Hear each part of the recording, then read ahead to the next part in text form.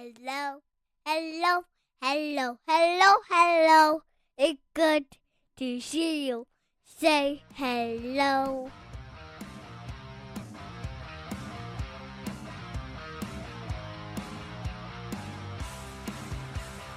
Welcome to the Huskies Hockey Podcast. Weldie and Andrew, ready for another talk, round the rink conversation about the Huskies seasons as we start getting into kind of the home stretch, and it feels weird already thinking about the home stretch, but just considering both the men and the women, just like they don't have weekends off anymore. The women, obviously, they have kind of always had a sprint kind of right to the end. Their season ends a little bit, or their regular season ends a little bit earlier, but also with the Huskies and the new playoff format and their bye week being the last week, kind of all I don't know. It just feels like we're just constantly hitting the accelerator on everything. I don't know how you feel. Maybe it's all in my head, but it just feels like everything's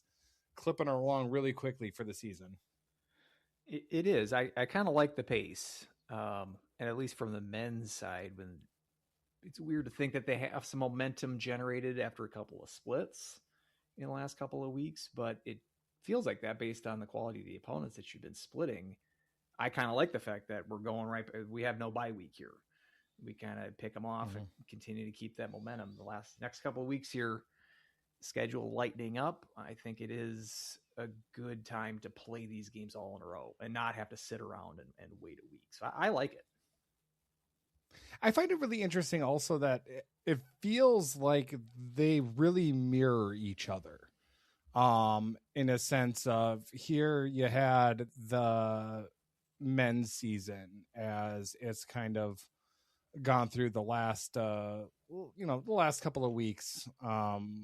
You've had Minnesota, Duluth, and then you've had Denver, and then for the women, on the women's side of it here, you just finished up with Minnesota. You had Minnesota, Duluth, you had Ohio State in there too, but coming up, for the men, obviously we'll talk a little bit more about the schedule, but Miami, Arizona State, Colorado College, those are teams that you need to get points against. And then the same with, St. Thomas, Minnesota State, Bemidji, it's definitely a spot where we can make some hay here in the standings. Now, are we too far gone on the women's side? I don't know. We'll talk about that when that time comes. But, as far as progressing and growing as a team, this is really going to show that, as long as we don't lay any clunkers here, I like where this team is, where, kind of these teams are both going to be heading into the playoff time. And then to further that theme of the schedule kind of mirroring each other, both the men and the women finish their regular season on the same weekend on the road against the current first place team in the conference. North Dakota for the men's side, Wisconsin for the women's side. So yeah, it's definitely rhyming situations here, schedule wise. Insert the George Lucas quote. It's poetry, or history doesn't repeat itself, but it often rhymes. I thought that was poetry. Mark Twain or someone. Yeah, that's probably Mark Twain. Erudite than George Lucas, but we'll take it. Whoever it said it, I'm sure someone has quoted that person saying it. Mark Twain might have ripped it off from someone, so who knows? Mark Twain probably ripped it off from George Lucas, if we're being honest. And yes, so. Just like he also Shakespeare ripped him off, and then Shakespeare became Shakespeare exactly because he ripped off Mark Twain. So there's history of rhyming in its and then Mark Twain also ripped it off from Samuel Clemens. Not a lot of people know that, but we gotta set that record straight. Little known fact. Yep, exactly. So I don't know how the weather is or the temperature is where you are, but it has been in the negatives for the past couple of days, and I am getting just electrocuted by everything I touch. Just so dry, static, electricity everywhere, everything I touch. So I am afraid I'm going to fry my computer, and then I'm going to be without a computer again. So I got to be very careful with how I play with the soundboards and do everything here. So Actually, I hope you're we have a history here of some technical issues this season on the Yeah. podcast. The motherboard, I blame our producer. maybe the fatherboard. We've had multiple boards. The go CMOS, the batteries, out. the DDR4, then the DDR5, and then back to the 4. It's been crazy. Careful. I did hear about the weather. The hockey day goings on happened to be in Hastings, my neck of the woods this year. So Your neck of the nape. Podcast hockey day correspondent for a podcast, which it was my dad. He reports that it was very cold, but very nice and toasty in the heated VIP lounge that he got access to. He played in one of the, I mean, first of all, they had like a week-long schedule of events there, which I didn't realize they were doing now with Hockey Day. But he played in, they had some alumni game during the midweek. And then he went to that AHL game that they had there. Wow. So that's where he had the VIP lounge experience for that AHL game. But yes, he told me that it was quite chilly. Quite the spectacle. God, AHL, just the celebrity. You want to have him on? Should we interview him about the goings on? I think I would have. Technical difficulties. How about setting that up, right? Yeah, and he's a kind of a soft-spoken guy. I think I gave more color to his commentary just now in the recap than he would have provided in person. And I say that with love. Oh, of course. But well, that's awesome that he got to go to an event and that they had that VIP lounge. He said he scored a goal in the but alumni always game too. So he's putting goals. Whoa, hey. God, look at that. Nice. Whereas it may be toasty or maybe cold outside, but it's toasty here every time I take a sip. So let's get right into it, shall we? Start it up. So we're talking about whiskey today. Whiskey.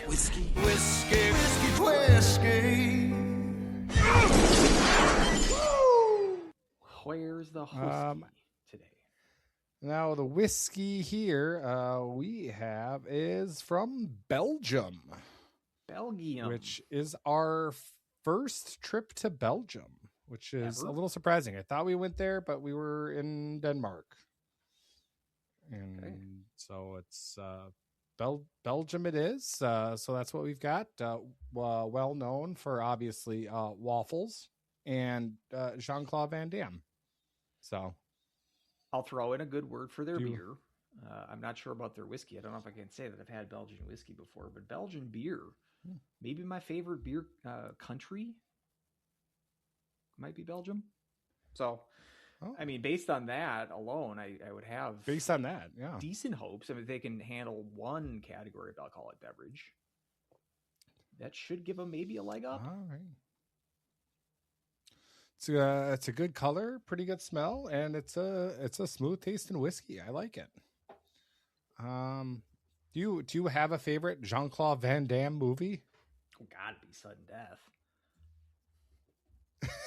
I mean, that's like the only real one I can name that I've seen. I'm not a big Jean-Claude Van Damme fan, so to speak. I know there's a gif of him dancing or break dancing. I don't know what movie that's from, but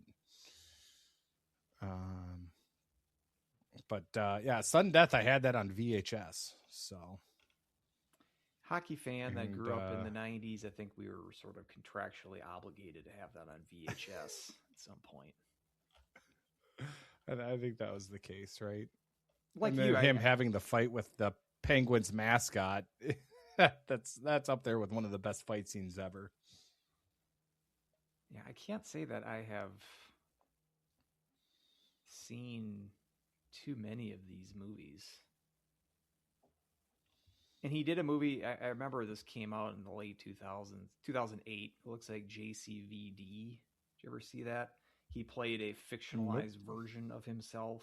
It's kind of one of those like meta kind of movies, which I heard he was decent in. And it's sort of like self-parody, but I think I don't know if it's supposed to be funny. I think it's more supposed to be drama. So maybe if I was more up to speed with his filmography, I probably would appreciate him kind of inverting his persona in a movie like that. But I feel like I haven't seen enough of his work, putting that in quotes, to give JCVD a good try. But if you are more familiar with his overall body of excellent performances, maybe check that one out. Let me know how you think of it. I'm going to give this a 7.9. It's pretty strong. Filliers. We're in like F-I-L-I-E-R-S. we're getting into Olympic season, pretty close to it. Mhm. Are we on like the podium? This top three, is this medaling in this pack at least? Because that seems. You know what? I think it's bronze right now. It is. Okay. Yep. India, that 8-6, then the 8-3 from France, and then now the 7-9. Okay. Oh, look at that. Has Belgium ever medaled in the Winter Olympics? We have the internet. I bet there's been some skiers, I bet, from Belgium. There's, I would imagine, right? Oh yeah. Plenty. How dare I insult the great nation of Belgium? Like what sport would be their niche? Kind of looking here. Archery. Is that a winter 11 sport? golds in archery. Oh, that's summer. Just kidding. go. Speed skating. Yep, and at least they won gold in figure skating. way back when. But yeah, I was going to say Teresa's going to be they had really mad at me that I missed the figure skating. The famous Bart Swings is the reigning speed skater gold medalist from 2022. There we go. I don't know if he's returning to defend his crown here. I don't know. Is speed skating like tennis, where after you're 16, you're over the hill? I mean, he's 34 now, so I don't know if he's retired or not. But Bart Swings, there you go. Belgium's best, at least. Bart Swings. That's a great name. That's a great name. That's a baller name. He had the silver. I'm going to cheer for Bart too. Swings. Let's hope he's back, because he's got medals in the last Let's get him back. Winter Olympics. So yeah, he's got his resume to continue to build here. So let's go with the Swings. And he's an inline speed skater too. What does that mean? Is that like the Summer Olympics like version of speed skating?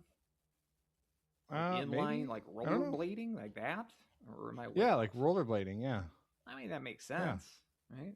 Similar kind of motion.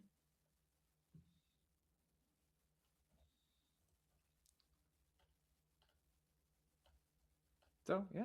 Swings won Belgium's first gold medal in 74 years and is the first Belgian athlete to ever have won two medals in a Winter Olympics. Yeah, so from a winter standpoint, not a strong Olympic. Not a lot. Pedigree.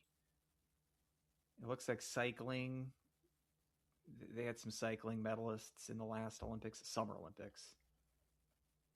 A heptathlon gold, women's heptathlon. Some the field hockey team. So they're field hockey, or not necessarily ice hockey, but field hockey is pretty good. But yeah, we need to. I mean, as far as it seems like their alcohol distilling and brewing is more to write home about than their Olympic history. But hey, in their Winter Olympic. Yep. Exactly. Well, if you're going to be good at one, I think alcohol is a good one to be in. That is nice. That is very, very good point. Yeah. Every time I watch field hockey, like it's just like my back hurts, like just from watching it. Like everyone's just hunched over, and like it just seems painful. Like no, thank you. But just a couple little adjustments, I think that you can make to the club and the the game to make it a little bit easier on my back as a fan. I'm sure the field hockey purists would love my input, but so Yeah, who was there was a player for Wisconsin. Or no, well, Wisconsin and Ohio State. She transferred to Ohio State. Was it just last year? What is her name? It's on the tip of my tongue. But she was playing on the field. She played field hockey, which the seasons kind of overlap. But she played field hockey in like the fall. I think that season ends like around November, December. And then she would play on the ice hockey team. She was pretty good, too. She was on, I think she may have won a natty with both Wisconsin and Ohio State. But so there are some players that play both because it is hockey. The sport is similar. It's just on a different playing surface. But anyway, is that McKenna Webster? That's right. And I think her brother may have played for Denver. I think it's like a hockey family. But now we're going tangents upon tangents here. So yeah. Babbling already. Well, I don't know. If McKenna Webster's on Twitter, maybe I'll reach out and say, hi, does your back hurt from field hockey? I doubt it did, Maybe because I'll she was ask her. pretty good at ice hockey after the field hockey season ended. She was really good at both. So Turns out she's a good athlete. Probably not. Yeah, it turns out. So let's get to the ice hockey talk that I'm sure everyone tunes in for, or have maybe shut it off by now. Who knows? St. Cloud State, the men's team split in Magnus, 4-2 victory on Friday before a 6-0 absolute clunker on Saturday.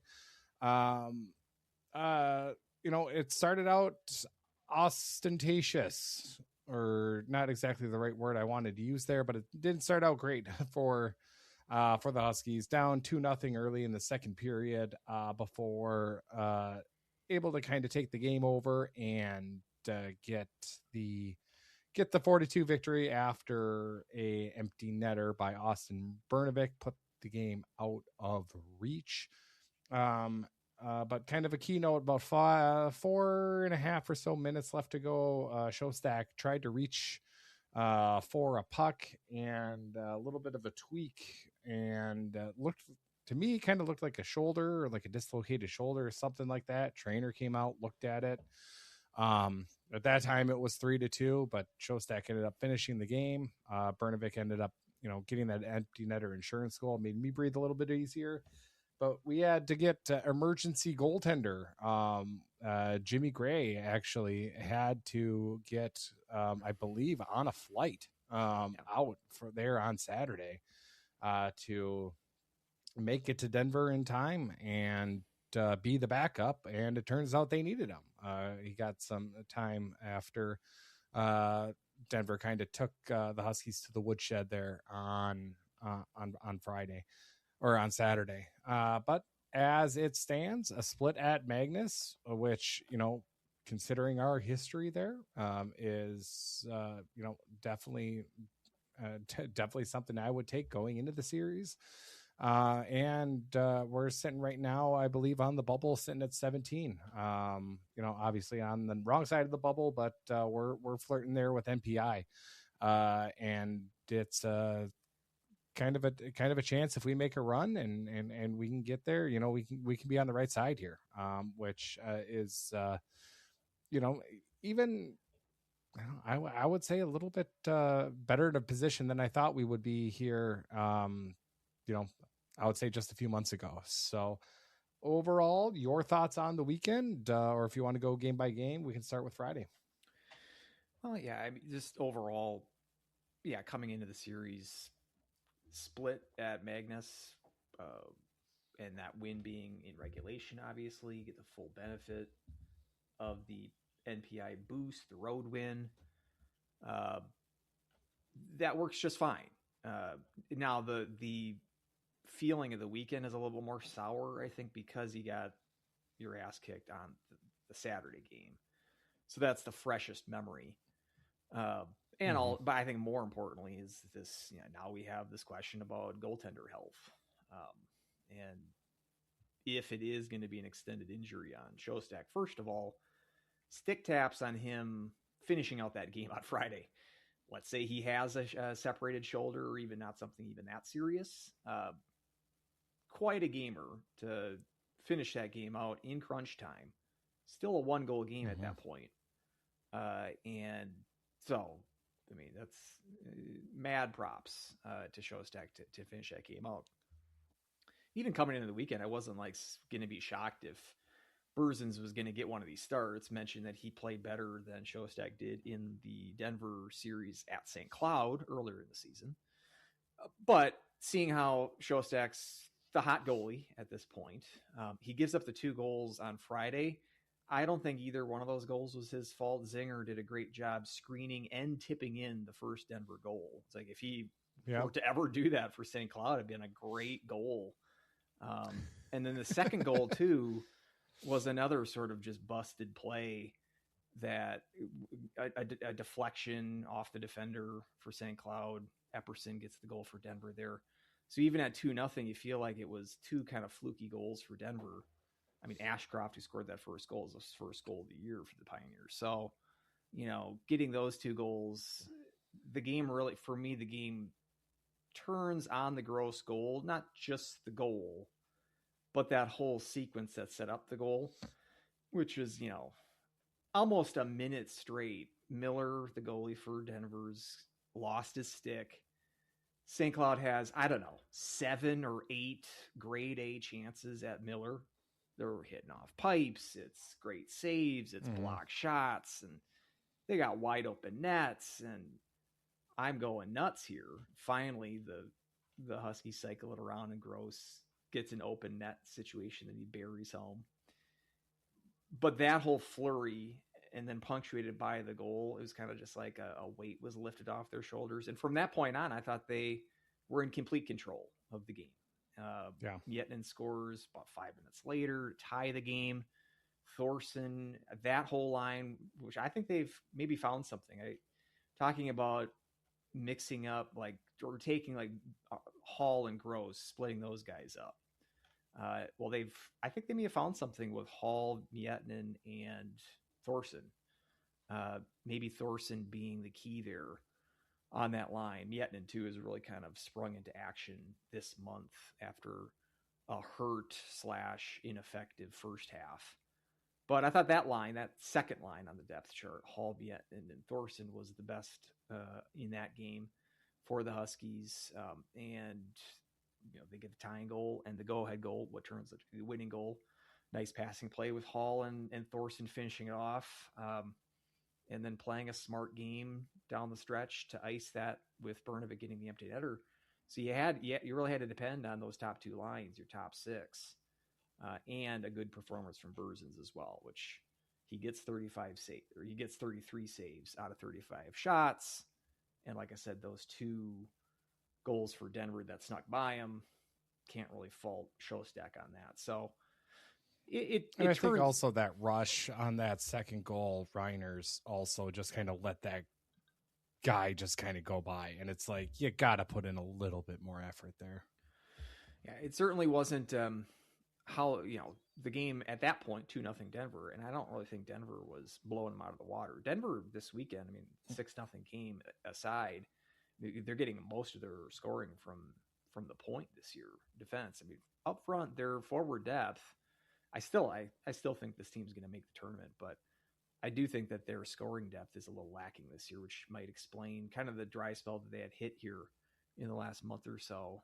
But certainly with a 6-0 win, that might give them some more confidence. And St. Cloud could benefit if Denver continues to win games, because they dipped down to 13th in the NPI. That's where they still are after the weekend. But, if they get things going and start clicking again, they'll probably, I would kind of expect them to move up maybe into the 7-8 range, something like that.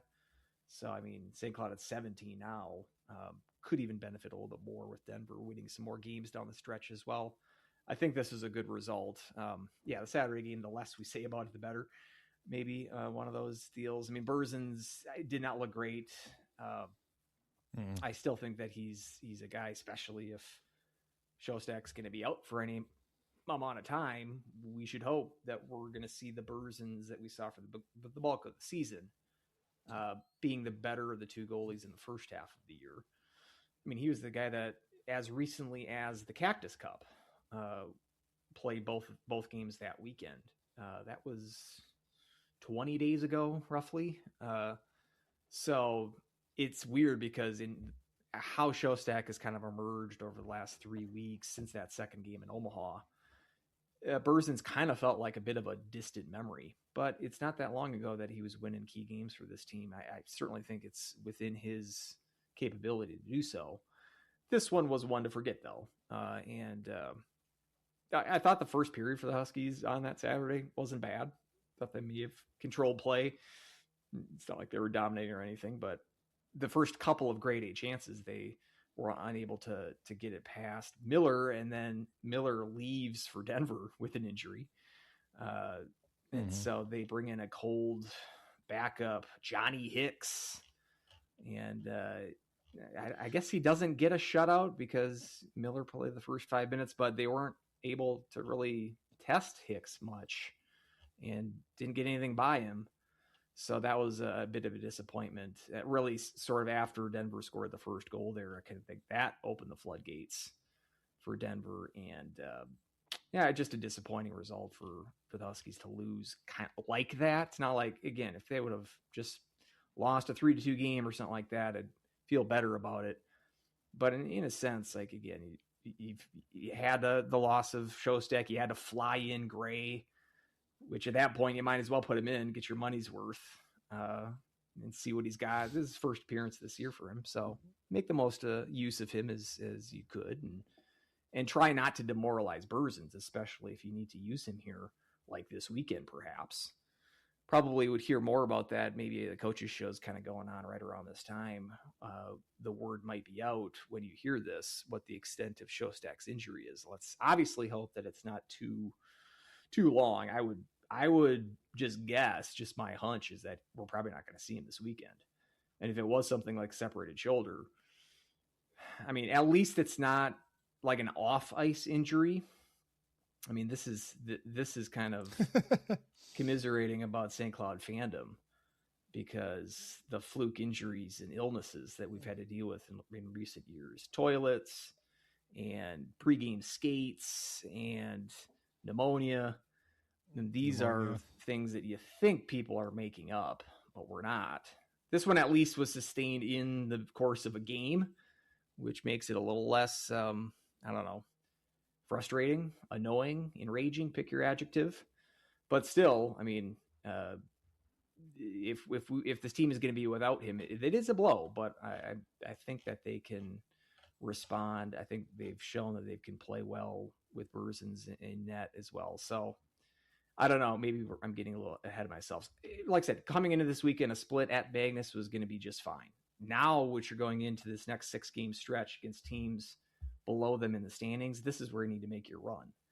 And we'll kind of get into that when we preview Miami. But I think it's. I mean, you can mock me if you want, but it's not like you took care of business per se. But you went out, you got a win in Denver, you held serve basically in NPI. You can make up the ground here now in the next couple of weekends. Making up ground meaning that you need to win consecutive games now. This sort of streak of you're splitting against these good quality tournament level teams, that doesn't give me the kind of confidence that if we do make the tournament that we're going to make a run in the tournament, because you got to win consecutive games against good teams in the tournament. Being able to win one game and then drop one the next game, this team doesn't seem like one that's going to like prime to make a run in the tournament. But what this run this month has done has made me more confident that they could get to the tournament. And that wasn't something at the end of the first half that I was necessarily even considering as somewhat realistic. So I think that the team at this point going into Denver and almost having like a disappointing feeling for just getting a split shows that the bar has raised here. And I think that's a good thing. You know, Saturday's game was kind of interesting for me because, you know, Miller goes down in about 5 minutes or so into the first. Their backup comes in. I'm kind of like, all right, we've got, you know, a cold backup coming in like we've got a chance here. And it wasn't a fantastic period, rest of the period, up until obviously the last 5 minutes or so.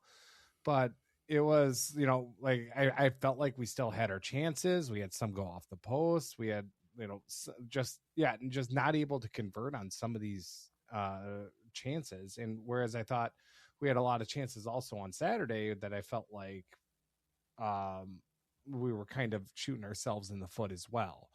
But kind of the theme, I think, for both teams this weekend is that when it rains, it pours. And giving up 2 goals, Polkamp and Buckberger, both defensemen. And I can't remember if the first goal or the second Polkamp goal was off the faceoff. I think it was the second one off the faceoff. But I mean, you get these 2 goals in just kind of essentially back to back, about a minute and a half apart for the 2 goals in the first period. And then you've got, a little over a minute here for Polkamp and Lorenz, for their goals in the second period. So it's still like the inability for the team to really stop the bleeding, obviously made it look a lot worse than it was. Because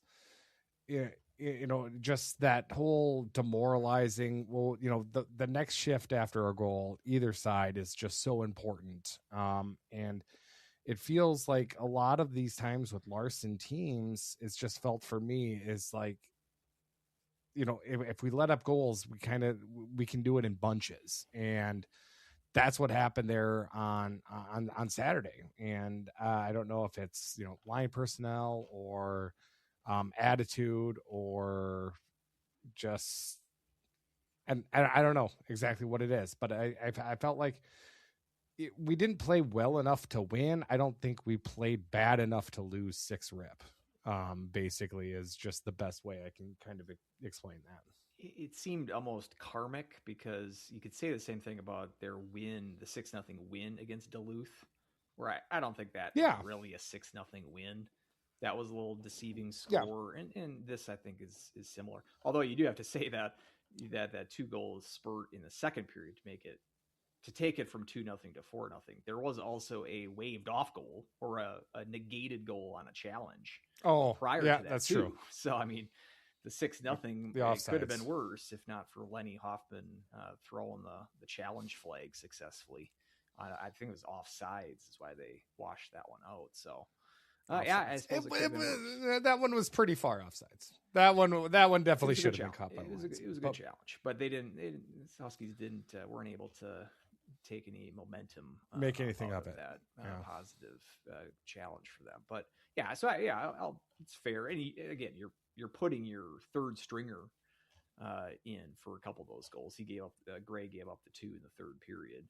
So I mean, factor that into is this score really indicative of how the game is played? It was more even than that. Shots were pretty close. But then again, I mean, it was 4-0, 25 minutes into the game. So I think now it's natural for Denver to kind of let the foot off the gas there a little bit. Just wash it from your system. A benefit, if you want to call it one of MPIs, it doesn't matter if you lose 1-0 or 10-0. It goes into the math is exactly the same. So there's no, extra penalty for losing by 6. You lost, and now you got to pick yourself off the mat, and let's hope that they do that. You got a Pow. Who you got? Yeah, not many standing out from that Saturday performance. We're really kind of limited to the Friday game, and I raved about that line already. Yet in centering Hall and Thorson popping in the winner on a nice shot, I should say, as well. And we've seen this shot the last couple of weeks, in particular. Nice snipe against Duluth as well. I think that Thorson's coming around. This is 12 points on the season. He's already exceeded his output from last year, the 2 points on Friday in Magnus. set new career highs at the NCAA level for points. And we've still got, 8 regular season games and hopefully a bunch of postseason games to go. So this is one of those keys of the season, Thorson, building on what was a largely frustrating freshman season, but we saw kind of a corner turn towards the end of last season. And, I think it kind of took him a little bit to get going this season, but I think now with the personnel, that's a big thing about Thorson, I think, is finding some good line mates around him, surrounding him with some good line mates. And like I said, I think he might have found something here with Miettinen and Hall. Now, as we know with Larson, talked a lot about it, like lines are always just in time to change it. Right. So I would not be surprised if next weekend we see something different, but at least for now, the line's kind of clicking. And I wouldn't mind seeing them at least, occasionally, maybe on a power play situation or, what have you. I wouldn't mind seeing at least the Hall and Thorson kind of pairing as wingers, because I think that kind of has shown to be effective the last couple of weeks. So I'm going to go with Thorson for the first time this year. I'm going to go with Thorson. I like it. Nope, that's a really good pick. I do feel like Thorson has kind of turned a corner and kind of figured some things out. I think he's got 5 points in the last 7 games. So it's and I think a lot of that too. I mean, like you said, playing with Barrett Hall, who I think makes everybody just that much better. He's just that good of a dynamic player. Rarely has a bad game, and I think Thorson complements him very well. I think that play style. So that is a great pick. And I would have gone with him if you didn't. But since you went with him, I think I am going to give my POW to Werner. Another good choice. Werner, I think, is a player where it's, had high hopes early in the season that he was going to have kind of a standout, kind of a rough kind of go of him for him, early in the season. And I think here just as of recently started to kind of get things back together, and he's got, 5 points in the last 4 games. Now 3 points against Duluth in that 6 rip game. But at the same time, I think he has, put together some solid plays overall, and he's been kind of a steady force there when we needed some much needed depth on this team. And I think, avoiding this January slump that we've had with some of these players like, Werner and Thorson kind of, figuring it out at this time. I think that's, that's much more than a coincidence. So I think I really liked Werner's play. And if he can kind of continue that along with Thorson, I like our chances here coming in as we kind of get to these next couple of weekends. I like it. That's 2 straight weekends that one of us has given Miettinen a POW. And yeah, he's really improved. It's likely that injury really knocked him out. Not just the games that he actually missed, but then coming back, probably wasn't 100%. The long Christmas break probably helped with that recovery period, because he really has seemed like a much different player since the Cactus Cup and going forward. So, and yeah, another good center in this mix just adds to the depth. So huge reason why I think the Huskies have played as well as they have so far in January. Yep, very much so. Next on the docket, Miami. Now, do we have, we had a contest for ticket winners for Miami. So did we get a winner? Did we get somebody to, oh, perfect. Who got the lucky ticket winners? We did. I'm looking up my email here. Congratulations to Brett D from Minneapolis. I think this is his first time entering a drawing. because the email address, I had to kind of get his name out of him because his email address, it's letters and numbers. I couldn't tell what the name was. So Brett D, he says he's going to go with his brother-in-law, and he's a 2016 SCSU grad. So he's got the 2 tickets for this Miami game on Saturday. So thank you again for those who submitted a passcode. Well, we only have, we're getting down to the end of the season here. So we have one more in the regular season drawing, and that we'll announce the drawing next week because it's the Valentine's Day game. So if you're looking for a Valentine's Day date night idea, be sure to get in your passcode next week, as we'll have the passcode ready for next week. Now, the season ticket does include playoff tickets. Playoffs? Don't talk about playoffs. Which, beginning of the year, I really wasn't thinking that was going to be in play. And the Huskies at 5th and 5 points out of 4th. It's possible. I'd love to have another drawing, which would mean that the Huskies host a playoff series. So there's at least one more left, the Colorado College game, but let's hope that there's 2. But again, congrats to Brett. Enjoy the game. And thanks again for those who sent in the passcode. Awesome. Tune in next week for the next passcode.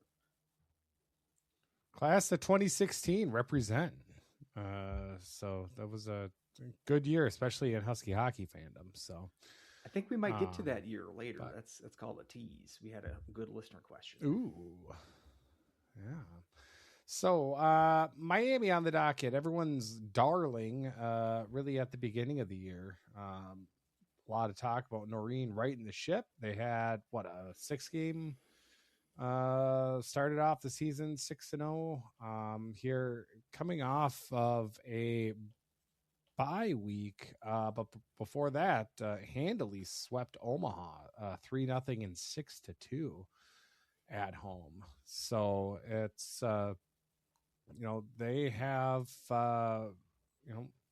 just got some rest and some momentum going on right now, but St. Cloud State welcomes them, and it's kind of been dominated here by St. Cloud State as of late, especially at the Herb.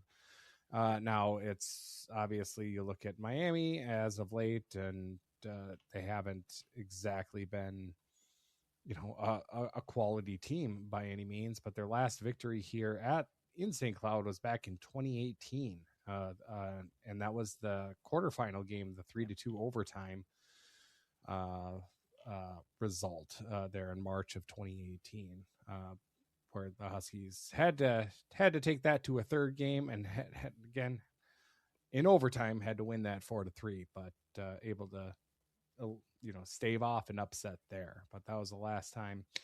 But you're looking at Miami, and it's a team below them in the standings, and it's a situation where you think that kind of capitalize on the good that's happened, and we've got a question mark here in net, and we'll kind of see where that ends up. But looking at this Miami team here, what jumps out to you? Yeah, in that 2018, so you mentioned that was in the playoffs. They swept them in the playoffs in the first year with the NCHC in 2014, when Miami infamously was the 8th seed and went into the Penrose, winning St. Cloud or Brooks National Hockey Center, and swept them in that series. The only time that Miami has won, so those obviously were in playoffs as well. So they've had 3 wins at the Herb in playoffs in the NCHC era. Just 1 win in the regular season at the Herb, and that was the very first matchup in conference play at the Herb in 2013. They won 2-0. Since then, in the regular season, 0 wins for Miami. And so it's been a long time that they've won in the building in the regular season. But most of that time, Miami's been the doormat of the league. I don't think you can say that anymore. I mean, yes, there's just 1 point ahead of Omaha and CC for 9th place. Can I make just a quick point of order? Yeah, sure. All right. I don't know if we believe in Robert's rules here, and I don't know if point of order I don't know who Bob is but the right terminology. He's got a rules of order. His name's Rob. Yep. Robert, maybe. Might be French. I think he's English. Doesn't matter. But they were the 8th seed and Huskies were the 1 seed. But like, if I remember correctly, like their top line was injured all year. And that top line of like Barber, Zarnik, and Coleman were like the reason Miami was even in the NCHC in the first place. Like it was their momentum. Like, and then they went down injured pretty much for all of the season and then came back. And so they were a much better team than 8th place but yeah, obviously being the number 1 seed, getting swept at home to the 8 is pretty bad. But I just like to throw with that little caveat here that a lot of their best players were down and they were a 1-line team and that 1 line was gone for a lot of the season. So I just want to make that clear. I'll grant you that. I'm not going to relitigate seasons from 13 years ago. I'm not as up to date with that. I know that they. And what's the point of this podcast, Andrew? But I'm not sure if they were all concurrently injured. Like I think that Coleman missed a couple of games here, and then Zarnik missed a couple of games there. I'm not sure if like the way that you're describing it is if like they were in the locker room like lit on fire and all the players were injured for a month. I don't think it was exactly like that, but yeah, I would just say yes, they were the 8th place team and St. Cloud was 1. Yeah, at least shouldn't get swept by them. But again, we're fair enough. I would have had rants about that like 10 years ago. Still, I've forgotten all the rants I would have had about that series. Just to say, it's been a long effing time since Miami has won in the Herb in the regular season. That was the main point. Sure enough. But and that's probably, I mean, and that's probably my coping mechanism kind of going back there too. I probably would look back at those stats and be like, oh, actually it is more like what you say, but that's how I remember it. Well, to your point, they ended up making the NCHC title game that year. So they beat North Dakota in the first Target Center iteration of that. And was it Denver, I think they lost to in the title game, I think. And again, that was probably the NCHC's worst year as a conference, the very first year. Denver was the 6th seed that year, I believe. So the title game was 6 versus 8, to give you an idea. And more to your point, the next year, when those guys were all healthy, Miami ended up going 2nd place in the regular season and then winning the playoff championship over the Huskies. Over the Huskies. So, and that was Coleman's goal that he batted out of midair. I remember that one. That was right in front of me. Yeah, and they were a 1 seed that year. And they lost to Providence in the tournament. And then Providence ended up going all the way that year. So, yeah, we're... in Providence. In the Providence Regional. Yep. So yeah, that you make some good points. Getting back to the 25-26. Getting back to this year. of the Red Hawks. I think again 7th place, but just from where they were last year, like literally not winning a conference game all season. The fact that they kind of handle Omaha with relative ease with a sweep there. I mean, they've got 2 games in hand with Omaha as well. They still play Omaha at Omaha later this season to end the season. In fact, that might be the toilet bowl. Like whoever wins that series avoids getting shut out, frozen out of the NCHC tournament.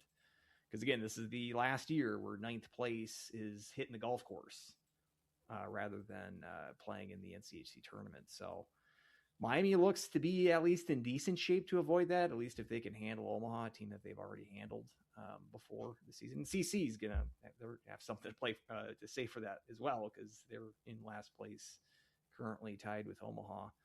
But, I mean, just with the talent that they've had, and St. Cloud's seen this team already, lost in overtime, and then St. Cloud beats them on Saturday out in Oxford.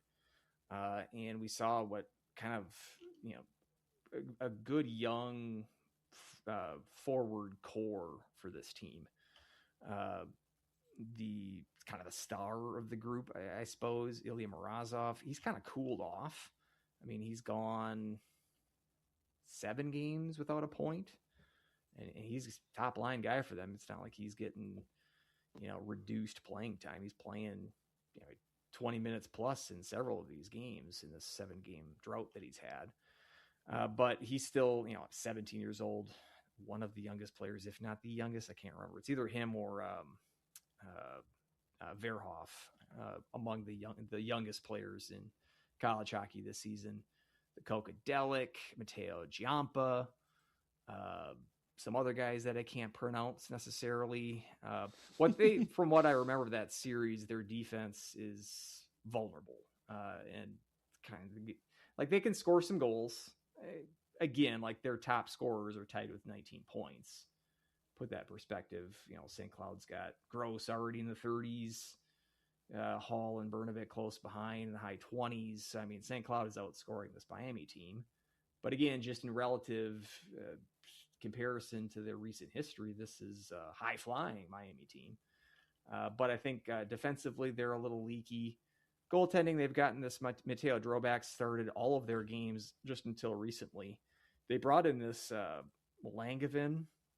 I think he was the guy they brought in from the juniors. Yeah, he was from the Q. They brought him in at midseason. He just played 1 game. He started one of the games, the game they won at the GLI. So he hasn't played in 2026 so far. And again, Huskies would have seen Drobak twice in Oxford, scored, 9 goals against him that weekend. So, I mean, they had their 9 times they scored a goal against him. So, I mean, they were able to find the back of the net on several occasions. Again, I think they're a fine team, a good story based on where they've been, and I do think that they're in good hands with this Noreen. I think he's got the program going in the right direction, clearly. But from St. Cloud's perspective, this is where you get fed. You fatten up on this portion of your schedule. You're going to Arizona State after this, and road series. Arizona State's a decent team. All those caveats. Then you got CC after the Arizona State series. CC, as I mentioned, tied for last. Miami 1 point ahead of the 2 teams that are tied for last. From what I'm looking at this next 6 games, no more than 1 regulation loss in this 6-game stretch. Let me know how reasonable you think that is. And ideally, that reserving any sort of regulation loss for Arizona State, which is the highest team in NPI, and the road series for St. Cloud of that mix. I think you got to sweep Miami at home this weekend, and I think you got to sweep Colorado College at home in 3 weeks. And if you split that Arizona State series, I think going 5-1 in this stretch is going to move you up into at-large territory. You're not going to be safe.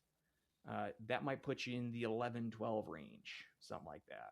Because these aren't teams of Duluth or Denver's caliber, individual wins against these teams aren't going to vault you up the rankings as fast as beating, like you got North Dakota also looming as the last regular season matchup. And it also depends on the teams that surround them in the NPI, how they perform as well. But at least from taking care of business from St. Cloud's perspective, at least for your home games, I think you got to run the table in these next 2 home series against Miami and CC, and at least win one game in Tempe. I think that puts you in a pretty good position that you might not even need to win a regulation game in UND, especially if UND is going to be 1 or 2 or 3 or somewhere in that range when you play them in late February. That series might not be one where you necessarily need a win. You could always use one, of course, but and again, 5-1 is not going to make you a lock either. But that's kind of how I'm looking at it, especially just if we're going to take it 1 series at a time. I think, yes, Miami's a better team than they have been. This isn't like a insta sweep like a series against Miami have been in the past. They're a much improved team. And you've got to make some adjustments based on what you saw in Oxford. And it was a team that did beat you. Yes, they had to go to overtime to do so, but team that you have to take seriously. I think St. Cloud, even if we have a goaltending situation where we're going to have to see Berzins 2 times this weekend, I still think that you got to sweep this Red Hawks team. Where are you feeling about this series? And not only this series, but the 6-game stretch looking ahead. No, I think you're spot on with that 6-game stretch. I think 5-1 with that loss to Arizona State at the Mullet is going to be kind of your key to get on the right side of the bubble. We're going to be, at least my prediction is we're going to be living on the bubble the rest of the way. I think even if 5-1 and then sweeping at Ingolstadt, even that I think would be safely on the bubble, but still on a bubble. As pie in the sky that will be, but it's so I think you're spot on with that, and I think it's doable. This team just needs to find that consistency. Obviously goaltending is a big part of that. Where we're going to be with that, where the goaltenders are going to end up. But obviously we need to have that showing that 6-5 loss, or overtime loss that we had. Remembering that game as well, but we had to score 2 goals late in the third to get it tied to 5-5. So it's that was just kind of a weird game with all the penalties too. But I think it's like it's a situation where it's like we need to take care of business against teams that are beneath you in the standings. I'm worried about my confidence level that we're going to put everything together for a full weekend series, which I think has been the Achilles heel of this team.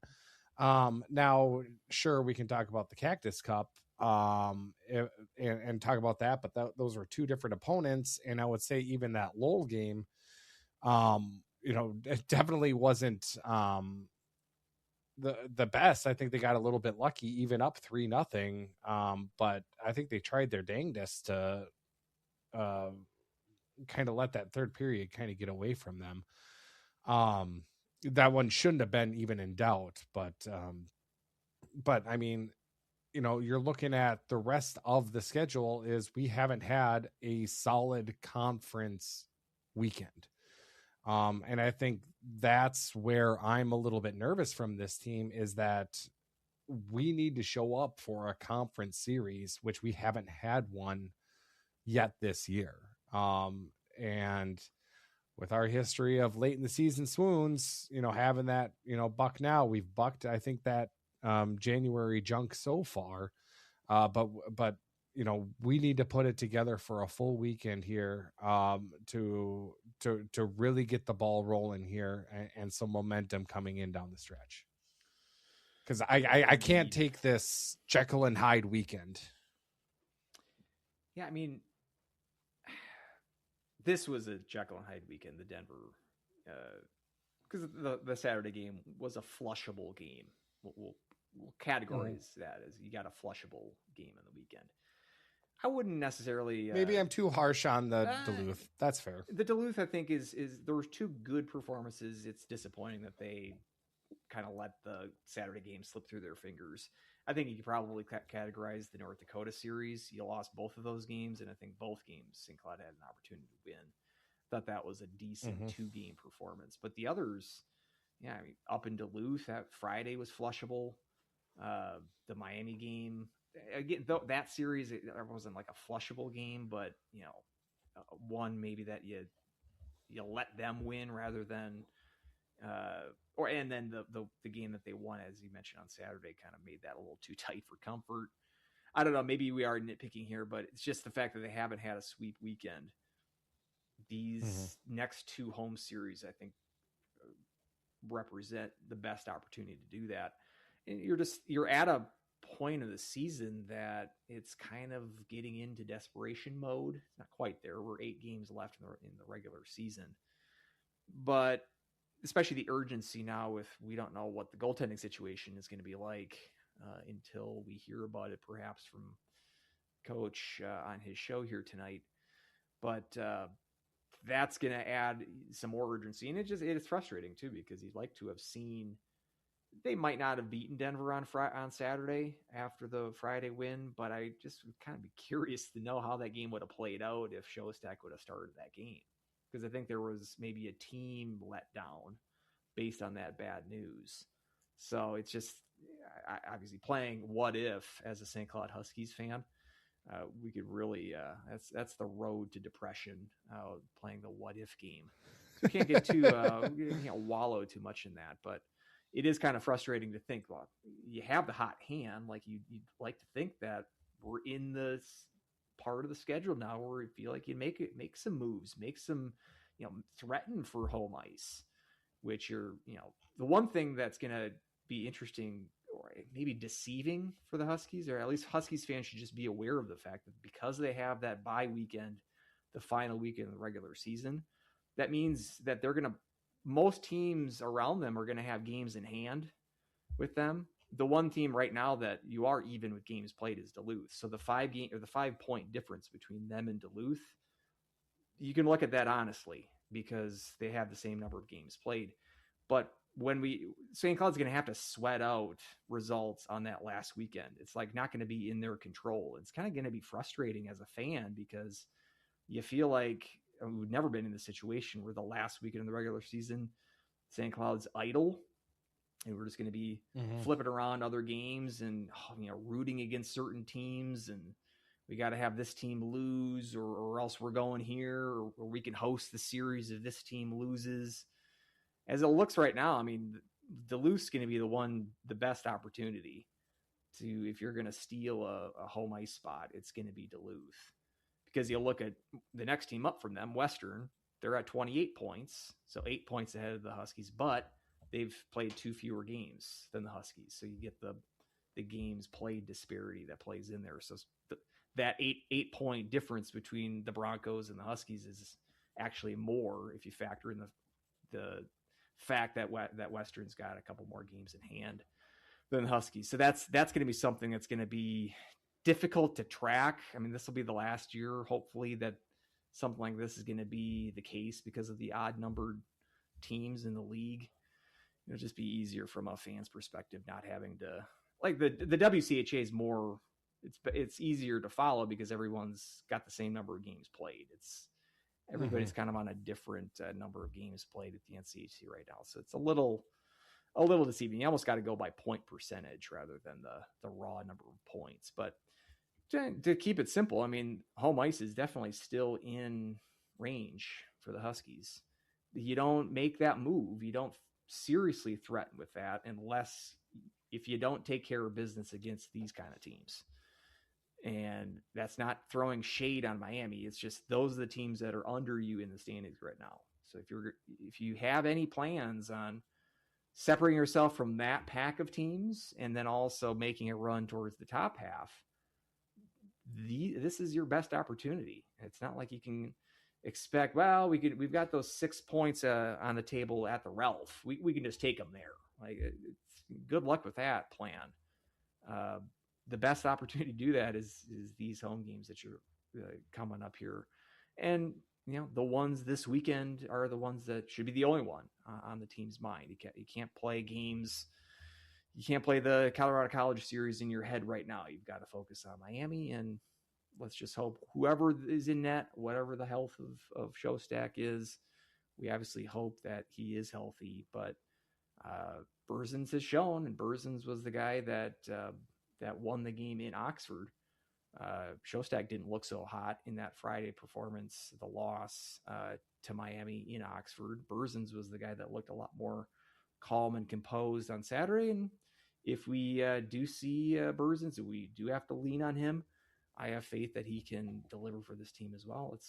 Let's hope to see it happen. Yeah, no, I totally agree. So with all of that, do you have a prediction here for the weekend? Well, I put out what you've kind of got to do. the way that we haven't seen a sweep in conference this season. I mean, it gives me doubts, I suppose, but no, we're going to sweep this weekend. I think we're going to see it. What about you? Are you going to talk me out of that? I hope not. I don't want to talk you out of it. I would obviously love a sweep. I feel like something's going to happen this weekend to where I think one of these games is going to go into overtime. Okay. So I feel like it'll be a split plus type of a situation. But I have a feeling that this is going to be kind of an instance of what is Larson doing in overtime situation. That's just kind of the gut feeling that I have. That something somehow is going to happen, and basically we're going to have some type of overtime result, and then we're going to get stuck out there with I don't know, the Rosborough Ocean Wallace or something, a coin line or something like that combination is going to be out there in overtime, and we're just going to be scratching our heads, and they're going to end up popping it.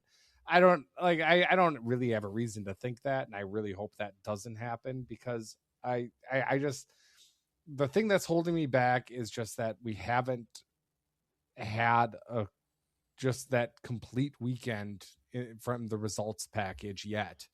Now, this is the good time to have it. It definitely is, and this team is capable of it. But since I'm yet to see it, I have to hold back just a little bit. Yeah, and when I say, you kind of nailed it because I think I called a sweep in Oxford, and I think you did the split plus thing, which is exactly what happened. And it's a good thing that we haven't had to complain about Larson's overtime philosophy in a while, because it's been, was it since that weekend that they have? I don't think they played an overtime. Yeah, that's the last overtime. Yeah, they might not have had an overtime played. So yeah, I think we're still 0-3 in overtime. Correct. But so yeah, and just looking, this is the time of the season too where NPI becomes all that much more important, and it's solidified to an extent where you're not going to get these crazy jumps upon one win or one loss. And just, if you're scoreboard watching, like the teams that we want to kind of keep an eye on, and it kind of gives me a little bit of hope too. So as you mentioned, 17th, I think they ended Saturday's game at 16th. I think they just dropped based on the other results that were coming in.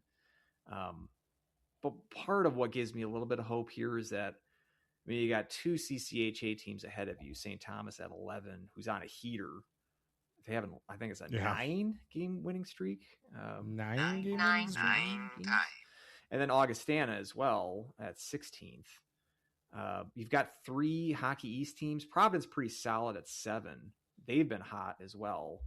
You got BC and UConn at 14 and 15. They're going to be playing each other here coming up in a couple of weeks. I feel like, and just the way that Hockey East has been underwhelming this year, I can't see 3 Hockey East teams making it. 2 probably, but I would expect one of those teams to drop off. And then you got 3 ECAC teams. Again, kind of like Hockey East, you got one solid ECAC team there with Quinnipiac. I mean, you got Quinnipiac and Cornell at 9, but you got Dartmouth at 12, and Dartmouth's been trending down. Again, is ECAC a 3-bid league? I don't really think of them as such. I wouldn't be surprised if we see one of those teams fall off. I mean, St. Cloud's they're gonna make or break their chances at cracking in to the top 15 based on their results. You can't, depend on these other teams I've just mentioned.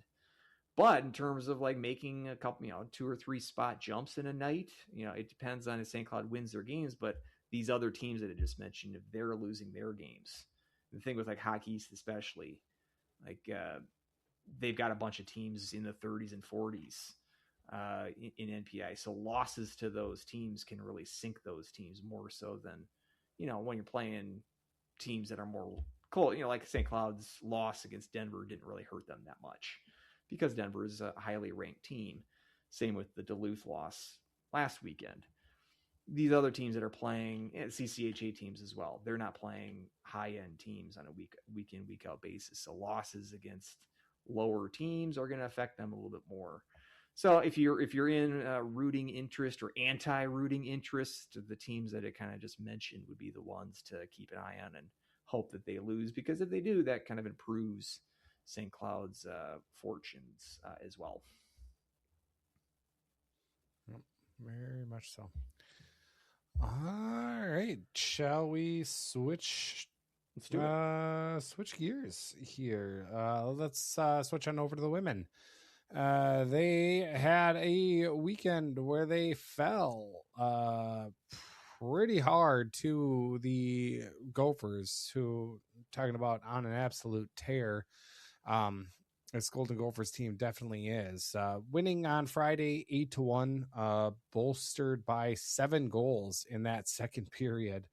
I did go into that game, and that was a second period to watch for sure.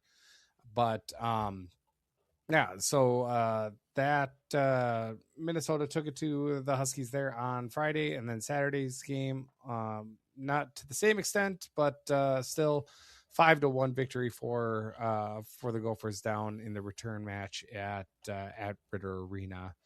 So if you're kind of looking at the weekend as a whole, I guess the big thing we got to talk about is we've got JoJo starting both games, which is very surprising, to say the least, that she would get both starts. And the only thing I could think of is maybe some Olympic intangibles, or if she was already gone for Saturday and not even available. I don't know. It was just definitely unexpected to see her get both starts for the weekend. I was definitely surprised on Friday, and I was incredibly perplexed on Saturday. Yeah, second. Now, I will say this before, because I feel like you have a lot to say about this. I have quite a bit to say about this. Krykko in net, I don't think would have changed too much about the weekend, because I think even a lot of the game, especially a lot of the goals on Friday, I don't think all of them were JoJo's fault. But at the same time, getting some more of those saves, maybe keeping it at a 3-goal deficit. I don't know. But so I'm not going to say this all hindered on JoJo's and it was her fault or anything like that, because that second period on Friday was an absolute mess. 23 shots for the Gophers, only 2 shots for the Huskies. So, but I will say, just in general, starting JoJo for both those games is just a little bit of a surprise. Okay. Sorry. Yeah. Continue. I mean, you can extend that to say that none of the goals that she gave up this weekend were her fault. I mean, the defense was pretty bad this weekend. You've got to get you've got to get probably a lot of credit to the Gophers, who look like an offensive juggernaut. I think this is the best Gophers team that I've seen in the last couple of years. And I think it's a difference from the first part when the Huskies first saw them this year, where their depth scoring at that point hadn't quite kicked in. Jamie Nelson was a player they brought in from Mankato, for instance. She kind of got off to a slow start. She's really kind of hit her stride. She had a really good game on Friday and a good weekend all together. I mean, Murphy's going to be in the Patty Kaz conversation, probably would be a finalist, I'm sure. I mean, she as far as the forwards go, she probably has the best case for Patty Kaz. I still would give it to Harvey, but as a forward, it's going to be really interesting. Like watching her, I mean, I will say the highlight on Friday was JoJo stopping 3 breakaways from Abby Murphy.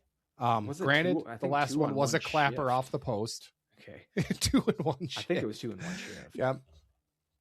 Yeah. She tried the between the legs, and JoJo sniffed that one out. And then she faked the in between the legs and tried to go back to near side, and JoJo sniffed it out before Abby Murphy was just sick of it and just wound up a clapper on a breakaway, which I love that move. More clappers. and rings off the post. But anyway, yeah, it's definitely a juggernaut of a team, and like you said, that depth scoring as well. But I do think it's going to be quite the case of Abby Murphy versus Caroline Harvey for Patty Cass, because I mean those are your two. I mean, just straight up, those are your two. Who are you going to pick? If you're just boiling it down to this season, though, it's going to be, I don't know. I think you give it to Abby. You think? I mean, it's going to be an interest, and the fact that both of them are going to be out at the Olympics kind of negates that talking point. Yeah, negates that combo. Mm-hmm. Or at least, I mean, right now Murphy's got the point lead, but again, she's a forward. Harvey's second in the country in points at 54. I would lean towards Harvey. Maybe just I'm especially disposed to liking high scoring defenders. Is just a player type that I really like. And you factor in like the national titles that she's won, been a part of. I mean, yeah, if the Gophers go all the way this year, that'd be a good feather in Murphy's cap. But that'll be an interesting story. We don't want to get too sidetracked. Just like, again, it's not just Murphy. It's like the team is getting carried. So, we talked about it in the preview of the series, but these, huge goal totals they've racked up just in 2026 so far, just insane, leading the country in scoring. And so this is a well-rounded team right now, and defensively too. I think they're pretty sound. So they're going to be a tough team. It shows you how deep this league is when it comes to the top end, the top three, because we just saw Ohio State a couple weeks ago. We'll get have a healthy a debate as we had about the Patty Cass situation, that if we want to sort out, like, are we stipulating that Wisconsin's number one? Well, then who is number two? Is Ohio State better than Minnesota? Because right now, I think I might take the Gophers ahead of Ohio State. There'll be a good debate between those two teams right now, and I'm sure the Gophers, when they're playing Wisconsin, that's going to be. I mean, Gophers beat Wisconsin earlier this year handily in their series. So the one series they played so far this season. So I mean, it's a good Gopher team right now, and so no shame in losing to them. Obviously, there was a bit of shame in losing 8-1 and giving up 7 goals in a period. St. Cloud's performance obviously was not quite there. It was not close to their power play opportunity. The power play has been really struggling for this team. And it's just frustrating. So yeah, goaltending. I mean, that's what I chalked it up to. There's got to be something about Krykko that I don't know.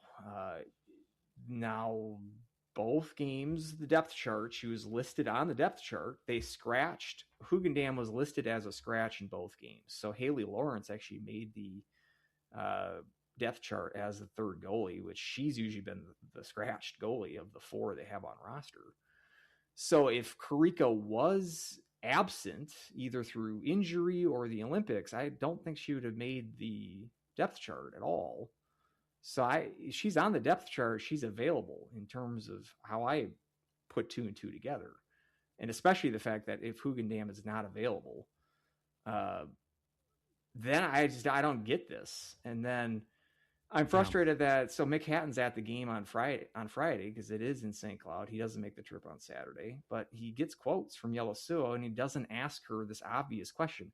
Krykko was the WCHA goalie of the week last week, stood on her head, the overtime performance on Friday, and then they win in Duluth for the first time in many, many years. And she's going to be gone. I mean, the Gopher broadcast mentioned that all of their Olympians are leaving yesterday. We're recording on Monday. So they're gone. So they're not going to be available this weekend. I would assume that's going to be the same for Krykko. So you're telling me that she wins goalie of the weekend for the conference, and then she sits as the backup on Friday. Showback, who, yes, gets waylaid by a great team and doesn't get much help from her defense, but gives up 8 goals, the most that any goalie is most goals that the Huskies have given up since losing 9-0 in 2022, also at home, also against the Gophers, also with Shostak in net. And then to come back on Saturday and to do the same thing. And again, with Krykko listed on the depth chart as the number 2 goalie and not listed as a scratch. And we don't see any quote from Yellow Suo explaining this. I would like to, I think the term is overused, gaslighting, but I feel like I'm going nuts here because what am I missing? If she wasn't in the building because of either she was sick or she was injured or she went to the Olympics early than anyone thought, keep in mind like Zimmerman and Urela and Vogt, who took a 5-minute major on Friday, which helped turn the tide of that game. They're all going to the Olympics as well, and they all played. So I really don't think it was the Olympics. was really surprised Vogt wasn't kicked out. I was too. Like when I saw that play, I was like, that's 5 and she's gone. And when I saw that there was just a 5, and she got to play the rest of the game, I was like, oh, okay, well, that's a plus. But I thought Friday's game, even the first period, I thought Huskies had some good chances. I thought, yeah, they scored one. I actually thought it was a pretty competitive game. I think they even had like the shot lead at one point, like 15 minutes right before the Gophers scored the first goal. I think the Huskies even had like a 1-shot advantage on them. Yeah, I thought they were hanging in there pretty well. And then that 5-minute penalty happens right after the Gophers score the first goal. It's weird to think that they didn't score on that 5-minute major. But shortly after the major is killed, then the floodgates open. It was really when they started killing that penalty, it just the Gophers had all the momentum, controlled play ever since then, or at least till they got the 8-0 lead and then sort of took the foot off the gas. But so I just don't understand if it is something that she wasn't available. Like, let me know because I don't get this at all. We like JoJo a lot. I mean, her contributions to the program on the ice, most importantly, she was a great goalie in the 2 years, the first 2 Adolski years, took off last year, obviously for academics. But and then also with the dump and change gives us a nice little behind the scenes look at the team. So I have nothing but good memories on her Husky career and contributions on and off the ice. But sports is a results-based thing, and you want more like head scratching like evidence. Is like, what am I missing here? Krykko save percentage 10th in the country, tied for 9th actually at .939. Shostak second worst in the country. This is among goalies who have played enough games to qualify, at least for the CHN goaltending stats page. And that was actually, it was dead last until the Midgies, Caitlin Gross. She had a bad weekend as well in Madison against the Badgers this weekend. So she's actually last place in save percentage now. But so, I mean, again, I don't think Shostak is the second worst goalie in the country, but based on save percentage, based on the numbers, her goals against is north of 4. That ain't any good. So, I mean, the stat disparity is like almost as wide as you can get. She gives up the 8 goals on Friday, and we're caveating all this. Yes, it wasn't all her fault. Again, because we don't have any of the reportage. If there was an issue, if she was unavailable somehow, first of all, I don't know why that wasn't reflected on the depth chart. And I don't know why the one beat reporter that this team has doesn't ask the obvious question that why is Shostak starting in favor of the goalie who won the goalie of the weekend award in the conference last weekend? So I'm just big reason why you got 5 of 6. Yeah. To me, if she was available to play and she didn't play either game, it's absurd to me. And I'm baffled, beyond baffled, because it doesn't make any sense.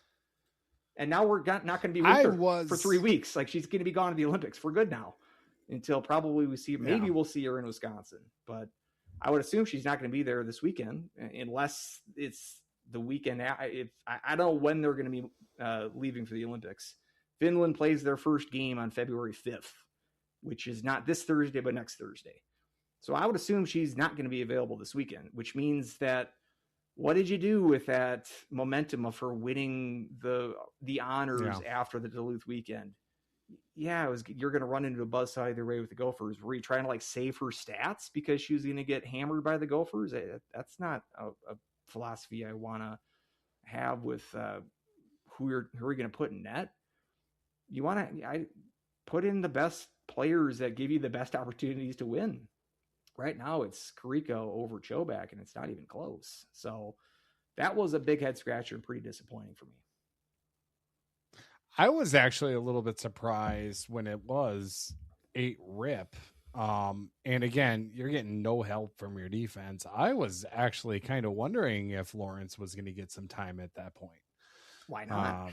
Just as kind of a situation of, there's no hope for a comeback there, so don't worry about that. Just, thank you for transferring here. Here's a period against the Gophers. Maybe that's actually punishment, to be fair with, again, how the defense was playing. Minnesota outshot 23-2. And there were 2 power plays in there. LeBay, the rest of Volk's penalty, and then LeBay and Strauss both got penalties, one cross-checking, one body checking. I don't know. Strauss penalty I thought was kind of weak. I yelled at the linesman for calling an icing that definitely wasn't, that I think got a couple of fans reacted in the building. I don't think they're used to that much yelling at the refs, and I was like, I know it's a blowout, but you still got to call icing, or you still got to wave off icing when we clearly beat it. Anyway, Sunderland gets the lone goal there on Friday. And then on Saturday, it was Lamb getting the lone goal. Nice goal. On a breakaway. And it was a very nice goal. And also, I mean, that's the situation too. You're down 1-0 after the first period on Saturday. And then you play a relatively tight second period. Gophers, they're going to get more of the chances. So that's going to happen. And then, you get that breakaway goal, a little bit of a broken play. I've been incredibly impressed with Sydney Lamb this season. I think she's got captain material written all over her. I think in the next couple of years, I wouldn't be surprised if she wears an A next year. But it's you're getting outshot and everything, but it's 1-1. And then a little over a minute later, it's 2-1. And it's just that, again, the shift after a goal, obviously so much of the second period on Friday was that it was just after a goal. They came in bunches. I think there were 3 goals in like a 2.5 minute span or something along those lines.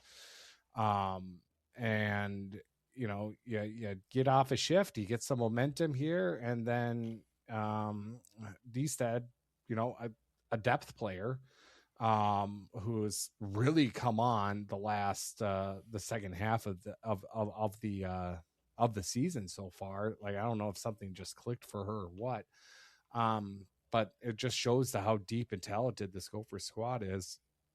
But she makes a huge goal at the end of, towards the end of the second period to give them momentum back. And then 11 seconds in, Abby Murphy score. And it's just that same kind of demoralizing, just that crush of emotions that kind of came through. And then, you're down 3-1. It's kind of like, I don't know if we can, if we're going to be able to claw back into this game. Primerano, the youngster from Canada, ends up making it 4-1 before they add an empty netter. So it was, it was just kind of, again, that same kind of, the momentum, just not able to take advantage of it when you have it, and the Gophers' ability to counter it was really that difference, I think, in that Saturday's game. Yeah, and credit to the Huskies. They played better on Saturday. Chobak played better on Saturday as well. I mean, that the game was tight. competitive game. That was a normal game. It was kind of like the Ohio State series from a couple of weeks ago. The Huskies certainly didn't play well in that series, but it was a normal game. It was not noteworthy in the fact that, eye-popping, like, wow, you give up 7 goals in a period and you lost 8-1. Thought that we were beyond those kind of results. Like that 9-0 game that was in Adulski's first year. He avoided those kind of games. I mean, I remember like the 6-0 was it against Wisconsin last year. That was an uncompetitive game. At least with the history of this program, those kind of results now like 3-0, rare. like 2 minutes in. Right. Yeah. That was the game, I think. Maybe it was the game after that where Adulski was pulling his goalie like second period against Wisconsin when they were on power play opportunities. At least it's a little bit of progress. It's not much, but at least it is progress at this program that these kind of results are rare now. They used to be a lot more frequent. Not that long ago, like 2 coaches ago, this was more the norm, especially when playing the upper echelon teams in the WCHA. So yeah, shake it off. Now it's similar to the men's side where now, as we mentioned, like the schedule kind of lightens up at the same time for both of these teams. I mean, there was no momentum that you're taking into the St. Thomas series clearly, but you'd hope that you wash the bad feeling of that away, at least that being on Friday night. I think you played better on Saturday. Again, I don't think there's a lot of positives to take out of this series. In fact, we're doing POWs. I am going to upset myself. I'm going to go N/A this weekend. And I don't do that often, but I do it maybe once a year, either with the men or the women. I can't pick anyone. The defense was bad. The goaltending was not good. And there wasn't much scoring to be said either. So I'm going to go none of the above. I don't like, and I remember ragging on you for doing it previously, and then you did it last year, I think, once. So, and then I think I you know what, I really hate to both abstain, but I guess Sunderland had a tap-in goal on a power play. Was it a power play? No, it wasn't. No, it was a delayed penalty. That's right. Because we didn't get a power play. We didn't get a power play on Friday. Which I think they could have called more, but whatever. It's not like that would have turned the tide. It's kind of like what I thought when that Wisconsin series last year, where I was kind of speculating, what if the Huskies just had a power play the entire game? I still think that they would have lost by 3 or 4 goals. Like, having a 5-on-4 for the entire game, we're not even quite at equal strength, like, between the two teams talent-wise. So, they could have called penalties literally all game, and I don't think it would have changed the outcome all that much. So I kind of want to say Sunderland. I'll put it down. I don't want to. She had a goal. Force you, or I don't want to influence you. Go with your heart. I do think, like I said, Lamb, on Friday she was only -1. I think that's pretty good for a freshman defense against this and a goal. Give it.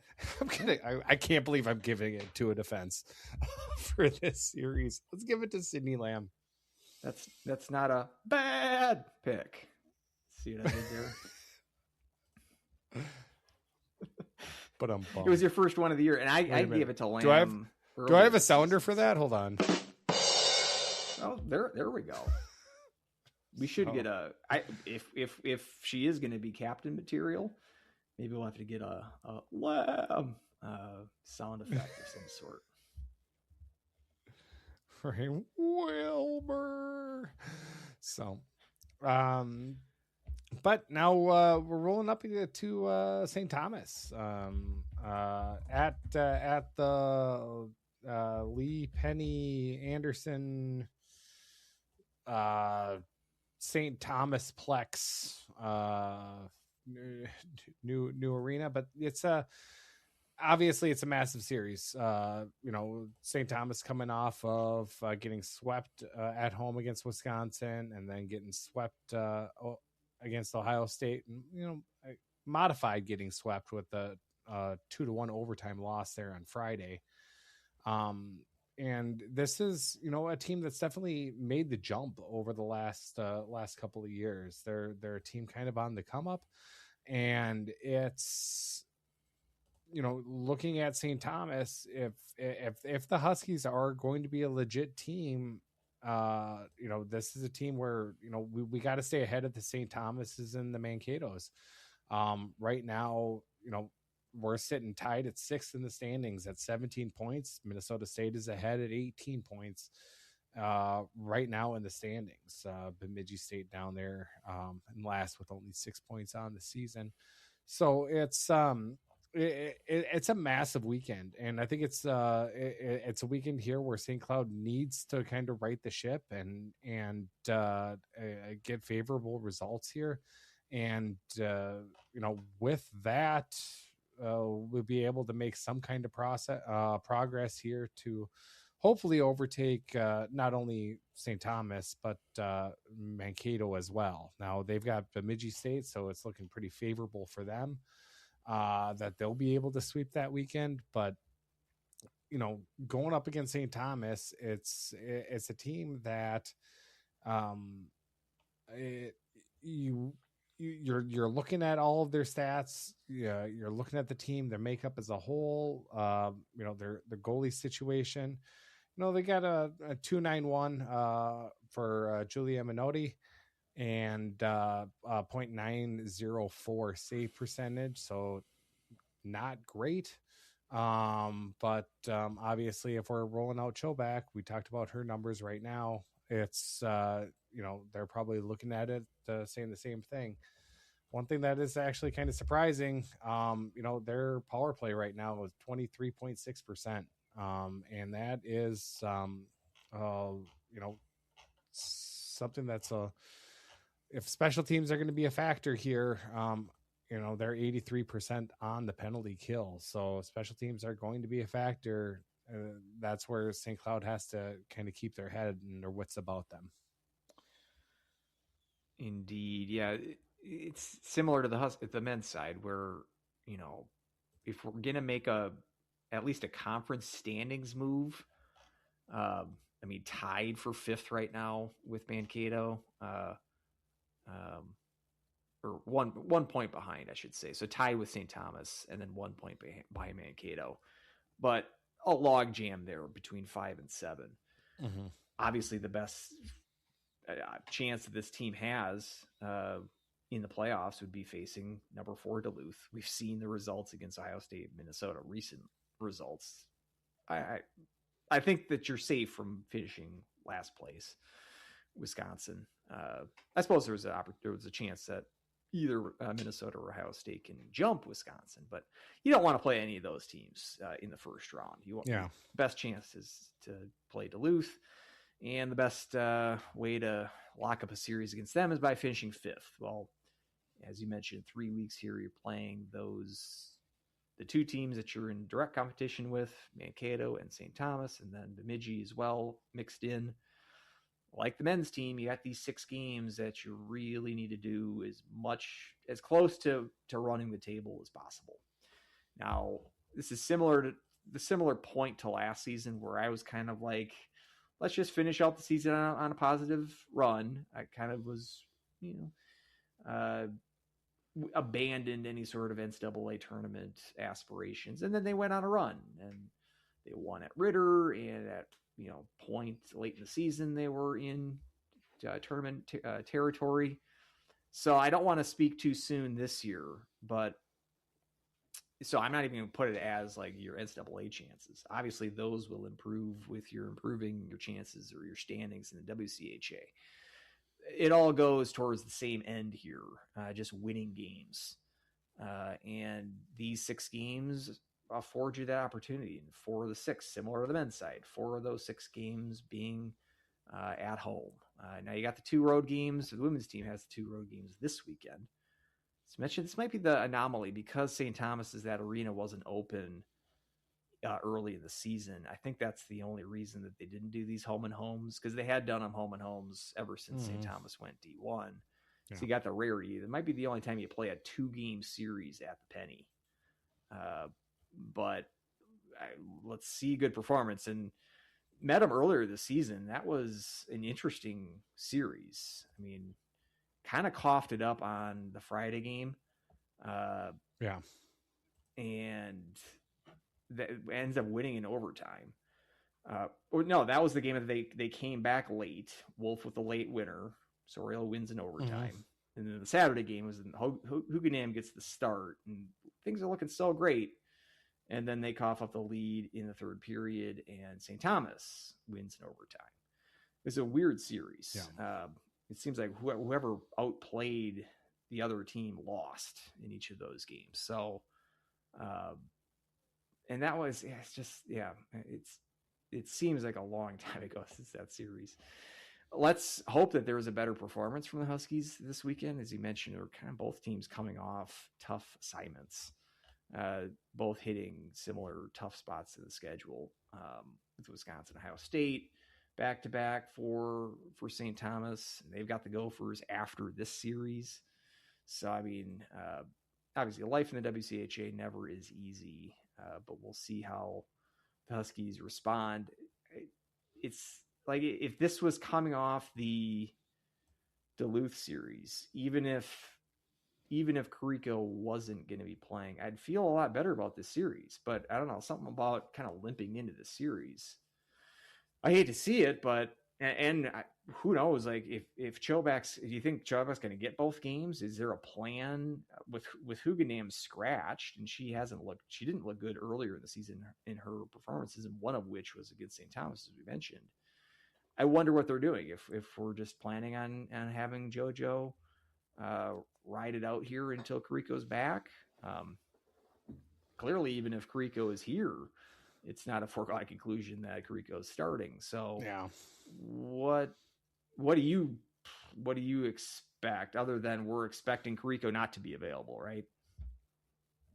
Yeah, I expect Krykko not to be available.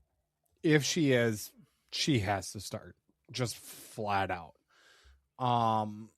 And again, not necessarily to say that, we're not fans of JoJo. Again, rewind, 15 or so minutes to what Andrew was talking about, because I echo that sentiment too, with all of her contributions she's had. And we know the caliber of goaltender she is, but we have to look at the stats as of right now. So if Krykko is playing, she gives us the best chance to win.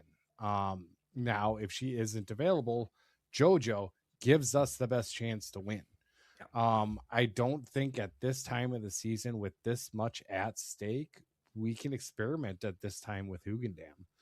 I think it's got to be a situation, barring some kind of injury, that we have to have, JoJo there. We have to have the defense give her a lot more support. Now, obviously, St. Thomas doesn't have the caliber that Minnesota does up front, but they do have some players that can put the puck in the net. Riley Bartz definitely is someone to take a look at for this team.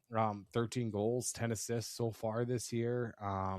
But also Chloe Boreen, 9 goals, 9 assists. So I mean, they've got some people who can put the puck in the net.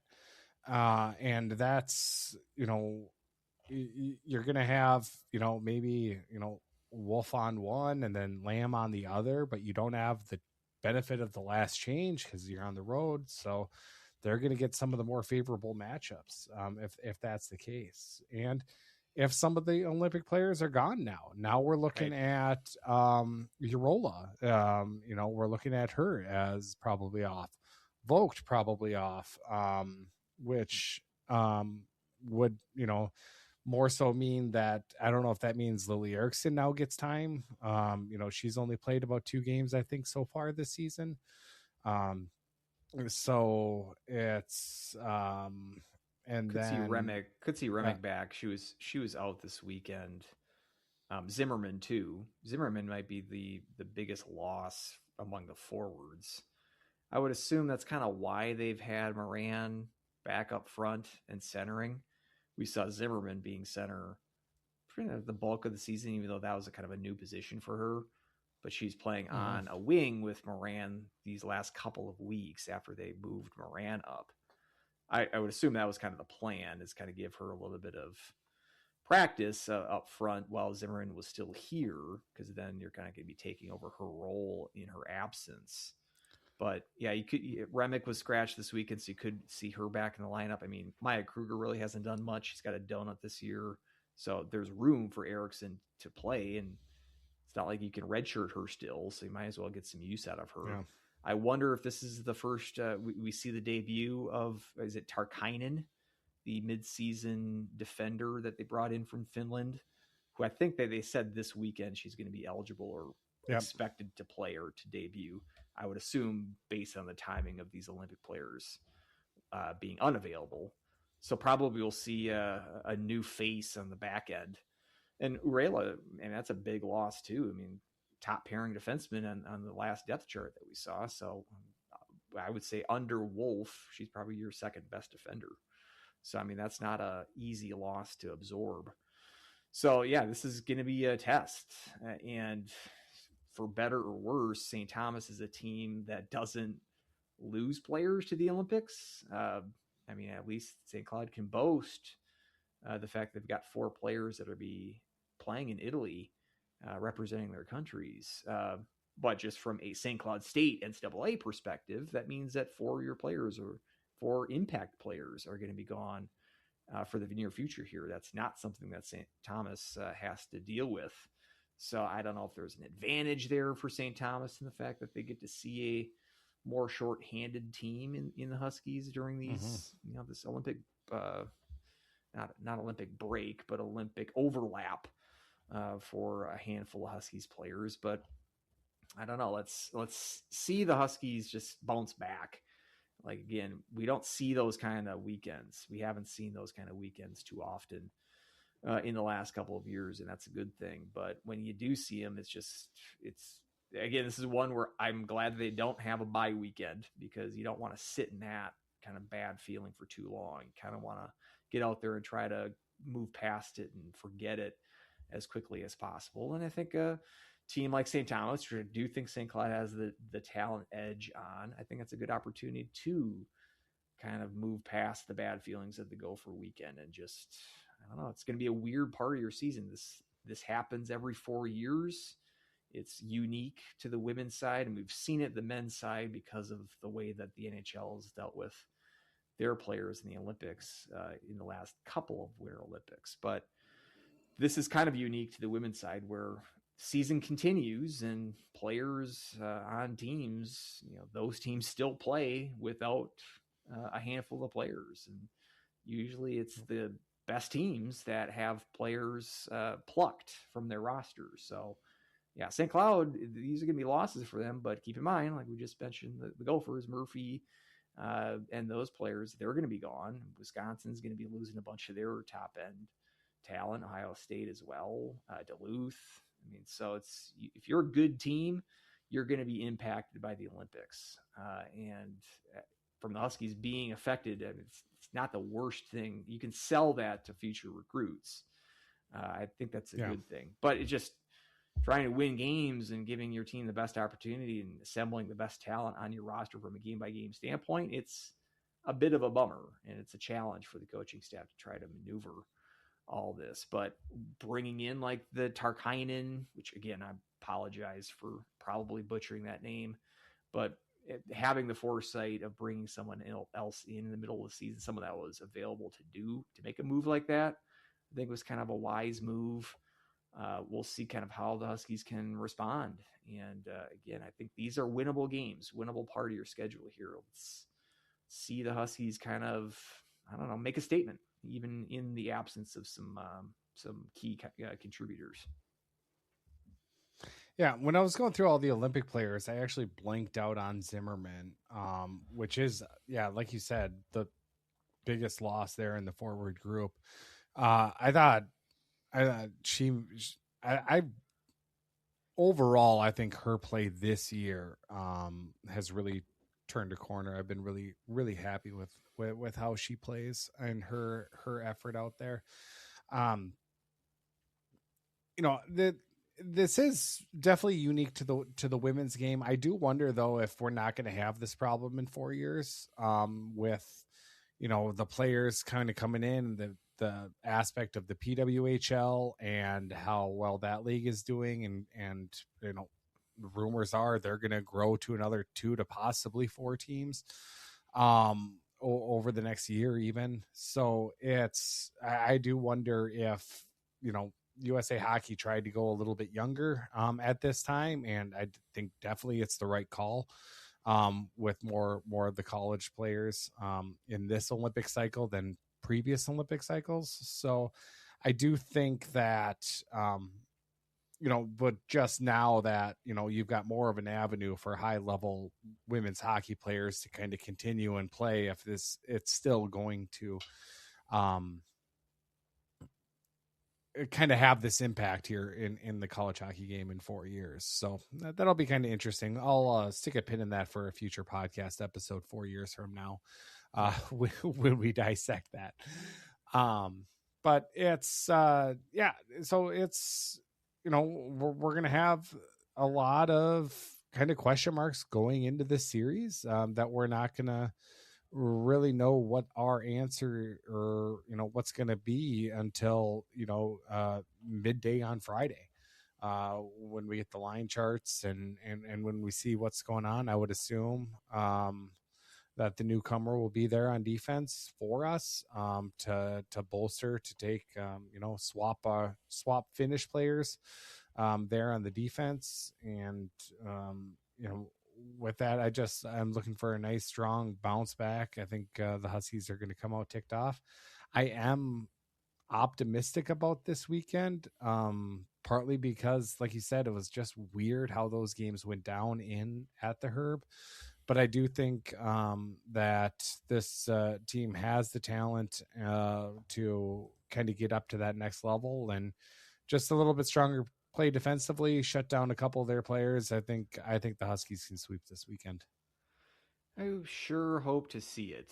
Again, I want to forget about this Minnesota series as quickly as possible. So a couple of W's would go a long way to do that. What Minnesota series? Yeah. Well, that's good. That's good. And I reserve any sort of, if it does come out that Krykko for some reason was unavailable this weekend, I would welcome that, because at least that would make more sense. But yeah, that's kind of the biggest takeaway from this past weekend is to say, I feel like not only is there a bad taste from the results, the scores themselves, as lopsided as they were, but also just this nagging feeling that, maybe I'm not going to even say that they would have won a game here with Krykko, but the games would have probably progressed a lot differently. And just the fact that you have the best talent, but you're not using it. It's just something about it. And again, I'm still pro Yellowsuo. This one was just a head scratcher, and I almost feel like it has to be something that I'm missing. But at the same time, I wish that we were able to get some reportage on this. There's only so much I can do here, thousands of miles away. It shouldn't be on me to ask these questions. Again, fairly obvious questions on why isn't your player of the weekend goalie starting in either of these games. So ask the question next time, Mick. I was dying to hear the answer. Or does that mean I have to get a press pass? Again, I'm like 2 plane rides away. I can't make it. I got a full-time job. I'm training for another marathon. I've got another side gig. I don't got the time. I don't have the bandwidth here to ask. And they wouldn't answer me anyway. So I can't get these answers, unfortunately. I really want them, though. The Huskies Hockey Podcast. Reserve me a spot up in the press box. I'll talk to Maxon. Maybe Maxon will save me a spot right next to him. So do that. See how far that gets you. Right, exactly. All right, let's head on over to questions. Question, why is Chopak getting all the starts? I think we talked about that quite a bit, so we got that one taken care of. How many wins for the Huskies you think would get to for the stretch for the NCAA tournament consideration? I think we talked about that quite a bit for the men. The importance of this stretch coming down. So number of wins for the Huskies to make the tournament. How many wins do you think the men need to lock up a tourney slot? Yeah, I said we're firmly going to be on the bubble. The rest of the way, I don't think we're going to be locked in until, if we want to look at it to lock it in, 10 more wins. It's kind of a situation of, it wouldn't take that much. We've got. You don't think it'll take that much? Well, if you win 10 games, yes, you would get in. But you would. That would be a lock. If we're saying locking a spot, so we're going to Selection Sunday. So that means we've got 8 regular season games. We've got a playoff series, first round playoff series, and then perhaps more NCHC games. So like I said, 5-1 in these next 6. You split at Dakota. So that's 6 wins. You win at least 1 playoff game.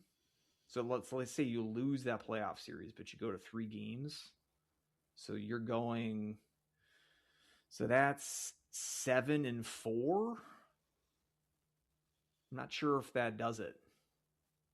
You're beating Dakota though, and you're beating a team in the first round of the playoffs, probably on the road. Although that doesn't matter now that winning the game on the road doesn't give you the extra benefit in the playoffs. Now that Mayock got his way. So I would say 8 wins. 8 wins will do 8 wins, you think? That means you'd win the playoff series. Yeah, I think let's put it that way. I think if you win a playoff series, you might get in. Again, I think you gotta go like 5-1 in this stretch though. So I'll put the number at 8 wins. Bare minimum. All right. I think it would take a little bit more, especially like as you said, everything's a lot more solidified now in the NPI. So, moving up spots now is just going to get harder and harder. And to be on the right side of the bubble, we're looking at 11, 12. You just need to be in the top 15. You just need to be the top 15. If they make it in as the 15th team, then we're in. That's a lock. So I don't care where we are this weekend. Barring upsets. You're looking at other conferences too that can upset that. We're looking at, you're talking about Hockey East. Yeah, they might have only 2 people in the consideration of the NPI, but I can see a third winning the Hockey East tournament. That takes up another spot. Right. Yeah. No, if the question is just making the tournament, I would just say 8 wins minimum. Like you said, I don't think there's any sort of you're not in a position where you're going to go into Selection Sunday or the tournament Sunday as we've got this. Don't worry. We're done playing. We don't need to even sweat other results. There's no safely getting into the tournament and just coasting in. You're going to have to sweat it out no matter what, but you can make the tournament as an at-large being 15th in NPI if everything shakes out in your favor with conference tournaments. So like I said, I'll say 8 for the 8 more wins. I wonder, has that ever happened? It might have happened. Where there's no teams that pluck spots outside Atlantic hockey. Outside of Atlantic. Yeah, I think it's happened somewhat recently, actually, within the last couple of years. I think. Yeah. It's usually like a lot of times it's not more than one other. ECAC, not more than one other. 14, I think, in NPI has. Yeah, definitely ECAC because Quinnipiac's always third or fourth in the pairwise, and they always lose. So. And it's usually it's the rare times where it's higher than 13. Like the 2018 where Duluth got in as the last team at 12. That was the cut line because there was 4 conference upsets. That was, unprecedented, and it very rarely happens. So it's usually only 1 or 2 other than the Atlantic Hockey stealing one spot. So, but yeah, there's not going to be any safe path to the NCAAs unless you just win every single game. Just run the table the rest of the regular season, win the NCAA tournament. Then you're definitely in. You don't have to sweat anything out then. Let's do it. Just win, baby. Right.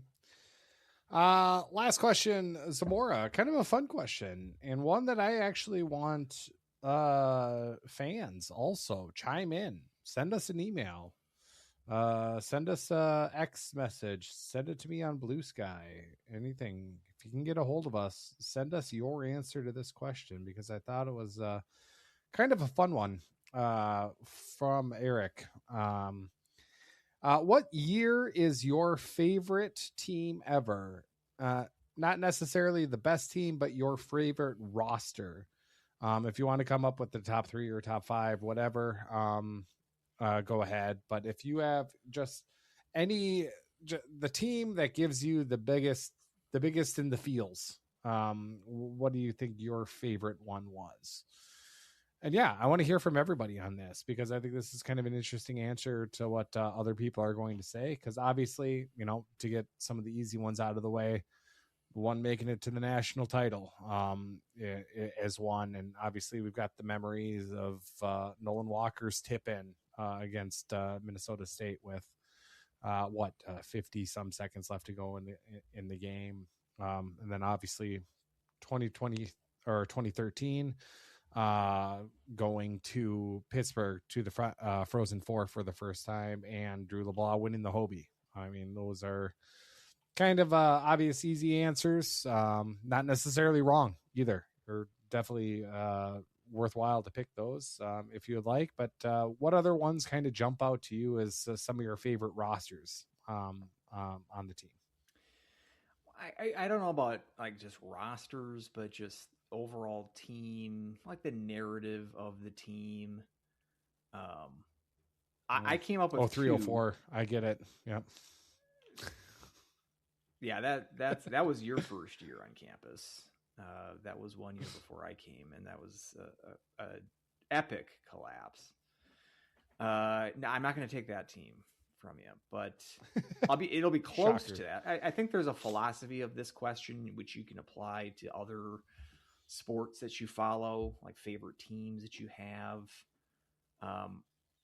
My first pick, I guess I'll lead off with that, would be the 15-16 team, which I think is the best team in my fandom of watching the Huskies. I think it's better than the 2 number 1 overall seed years, in fact. And I went to, I think, 12 road games, and they won. The only game away from the Herb that I saw the Huskies lose was the Ferris Effin State game. So I picked the good one to see a loss finally, but I was like undefeated on the road that year, which was really nice. But that was a really fun team. And that was the one where I was kind of stupidly, yep, they've got this. They're going all the way. It was a big heart rip out year. That year too, and it's timely that this question happens, because that was the year that gave birth to this podcast. And right around this time, 10 years ago, it was a series against Miami, in fact. Would have been the first show that Weldie and I did together. I did a couple of shows solo. So the first show I did was after a Duluth road trip series. And I must have done 2 or 3 solo shows, which were as awkward as that sounds. And then I asked Weldie if he wanted to join me. And so the first time he needed Neg McMahon. First time that we recorded would have been early February of 2016. So we're coming up on the 10-year anniversary. And I came up, I did not know that I still had, because we recorded the show back then on Audacity in my basement when I still lived in St. Cloud. That computer that I recorded that on crashed. So all of those files are lost. But a couple of months ago, I did see that Miami, the first one that we did, somehow was like saved onto OneDrive, which I never use. And so I have it somewhere. I was trying to find it right before the show. It's not readily available, but I'm sure it's somewhere. It's because it's on. I saw it on this computer. It's somewhere up in the cloud. Well, yeah, and I can probably maybe I'll clip it and we can put a little bit of it in next week or whatever. When it actually I don't know if I want to. I don't know if I want to. 10-year anniversary, because it does not really sound like. Again, we had never met each other in person prior to that night. No, I mean we had exchanged some pleasantries on Twitter, I think, but that was basically it. So our vibe together had not been established. Needless to say, there was no whiskey sampler.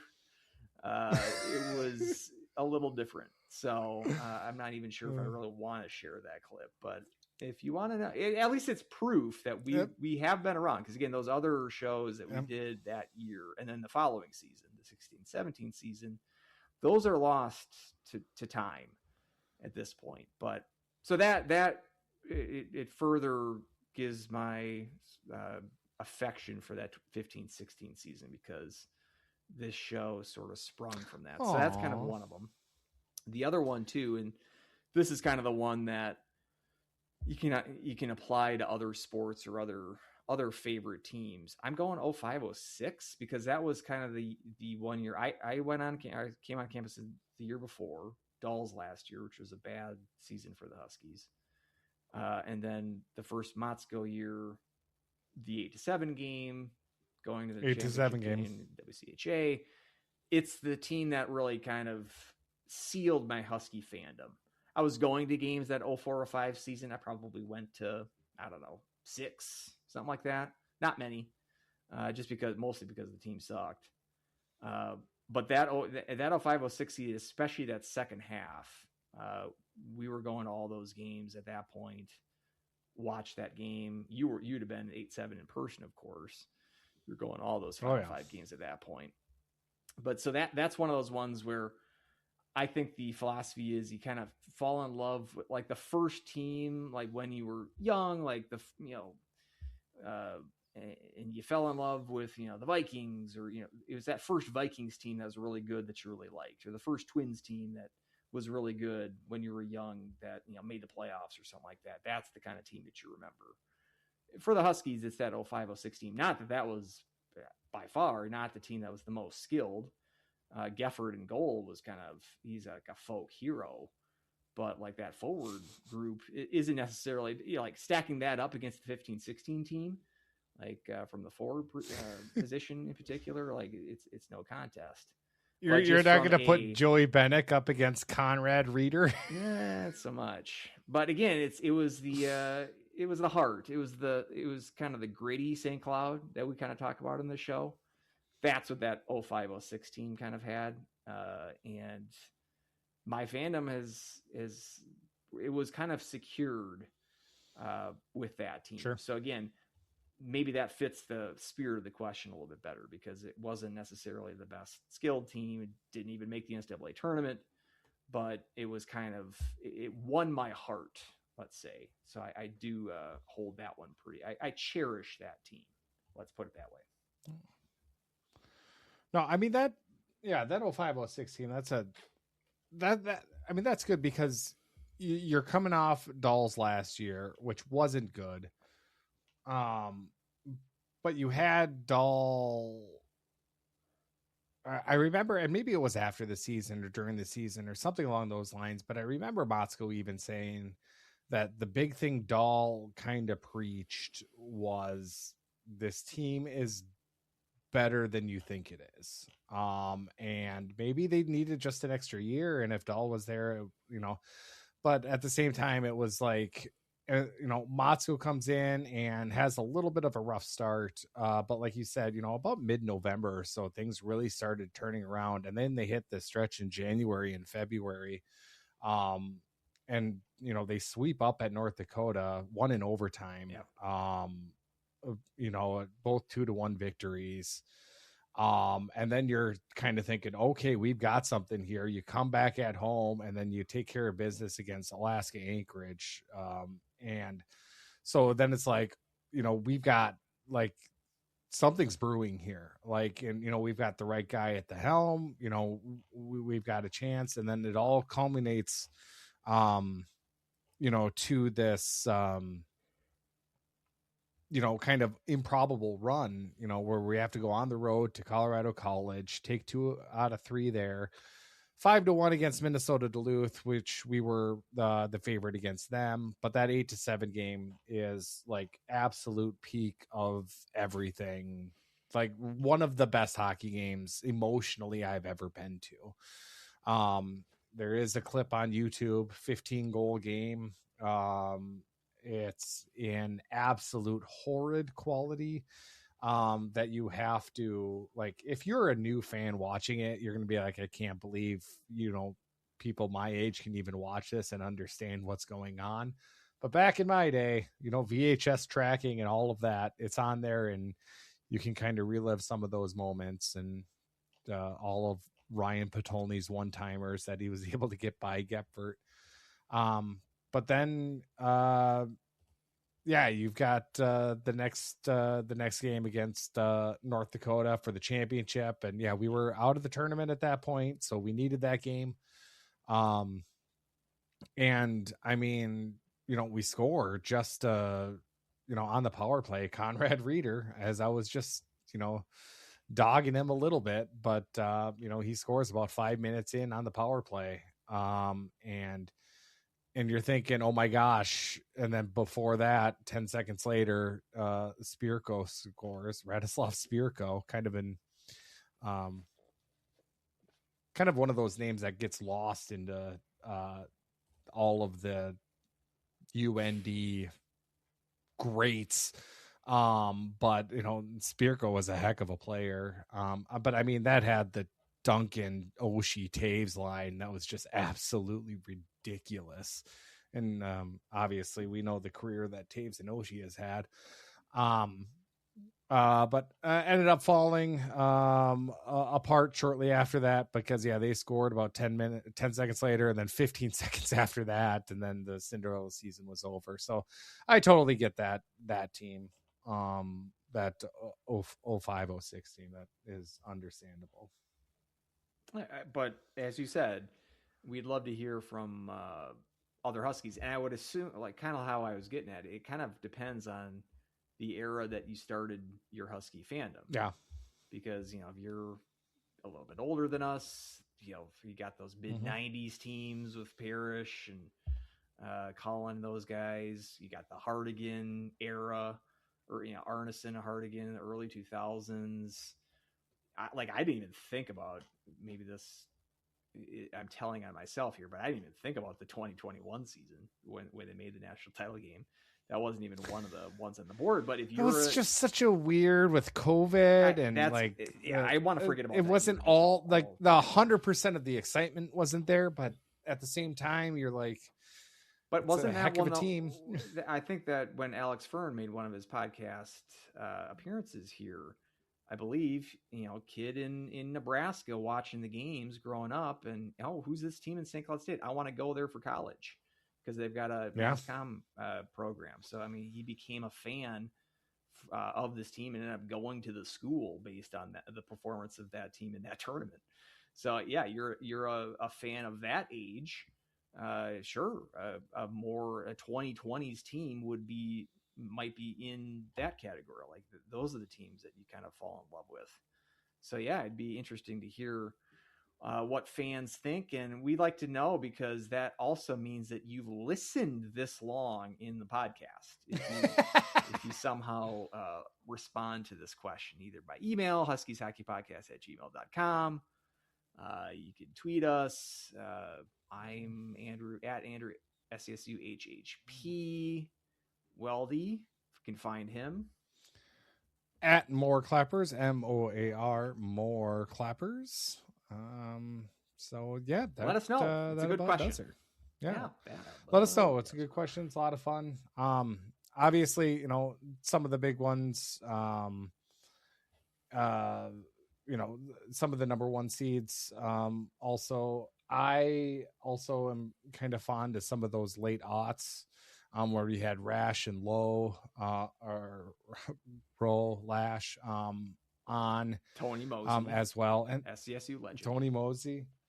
Well, and there is something to be said about like that 09-2010 team that finally got that first win over Northern Michigan in double overtime.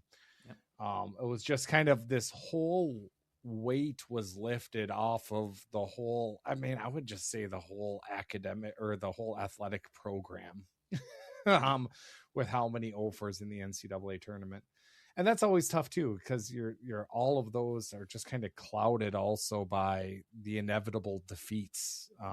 It's like your favorite roster, but then you had that defeat. But also anything with Aaron Brocklehorst on the roster and unleashing his clappers too is always a good answer. So, but yeah, send us in yours because I think there's no wrong answers when it comes to it other than the 04-05 team. Yeah, so. No, it's a great question. It's almost one that we needed to do like a summer podcast.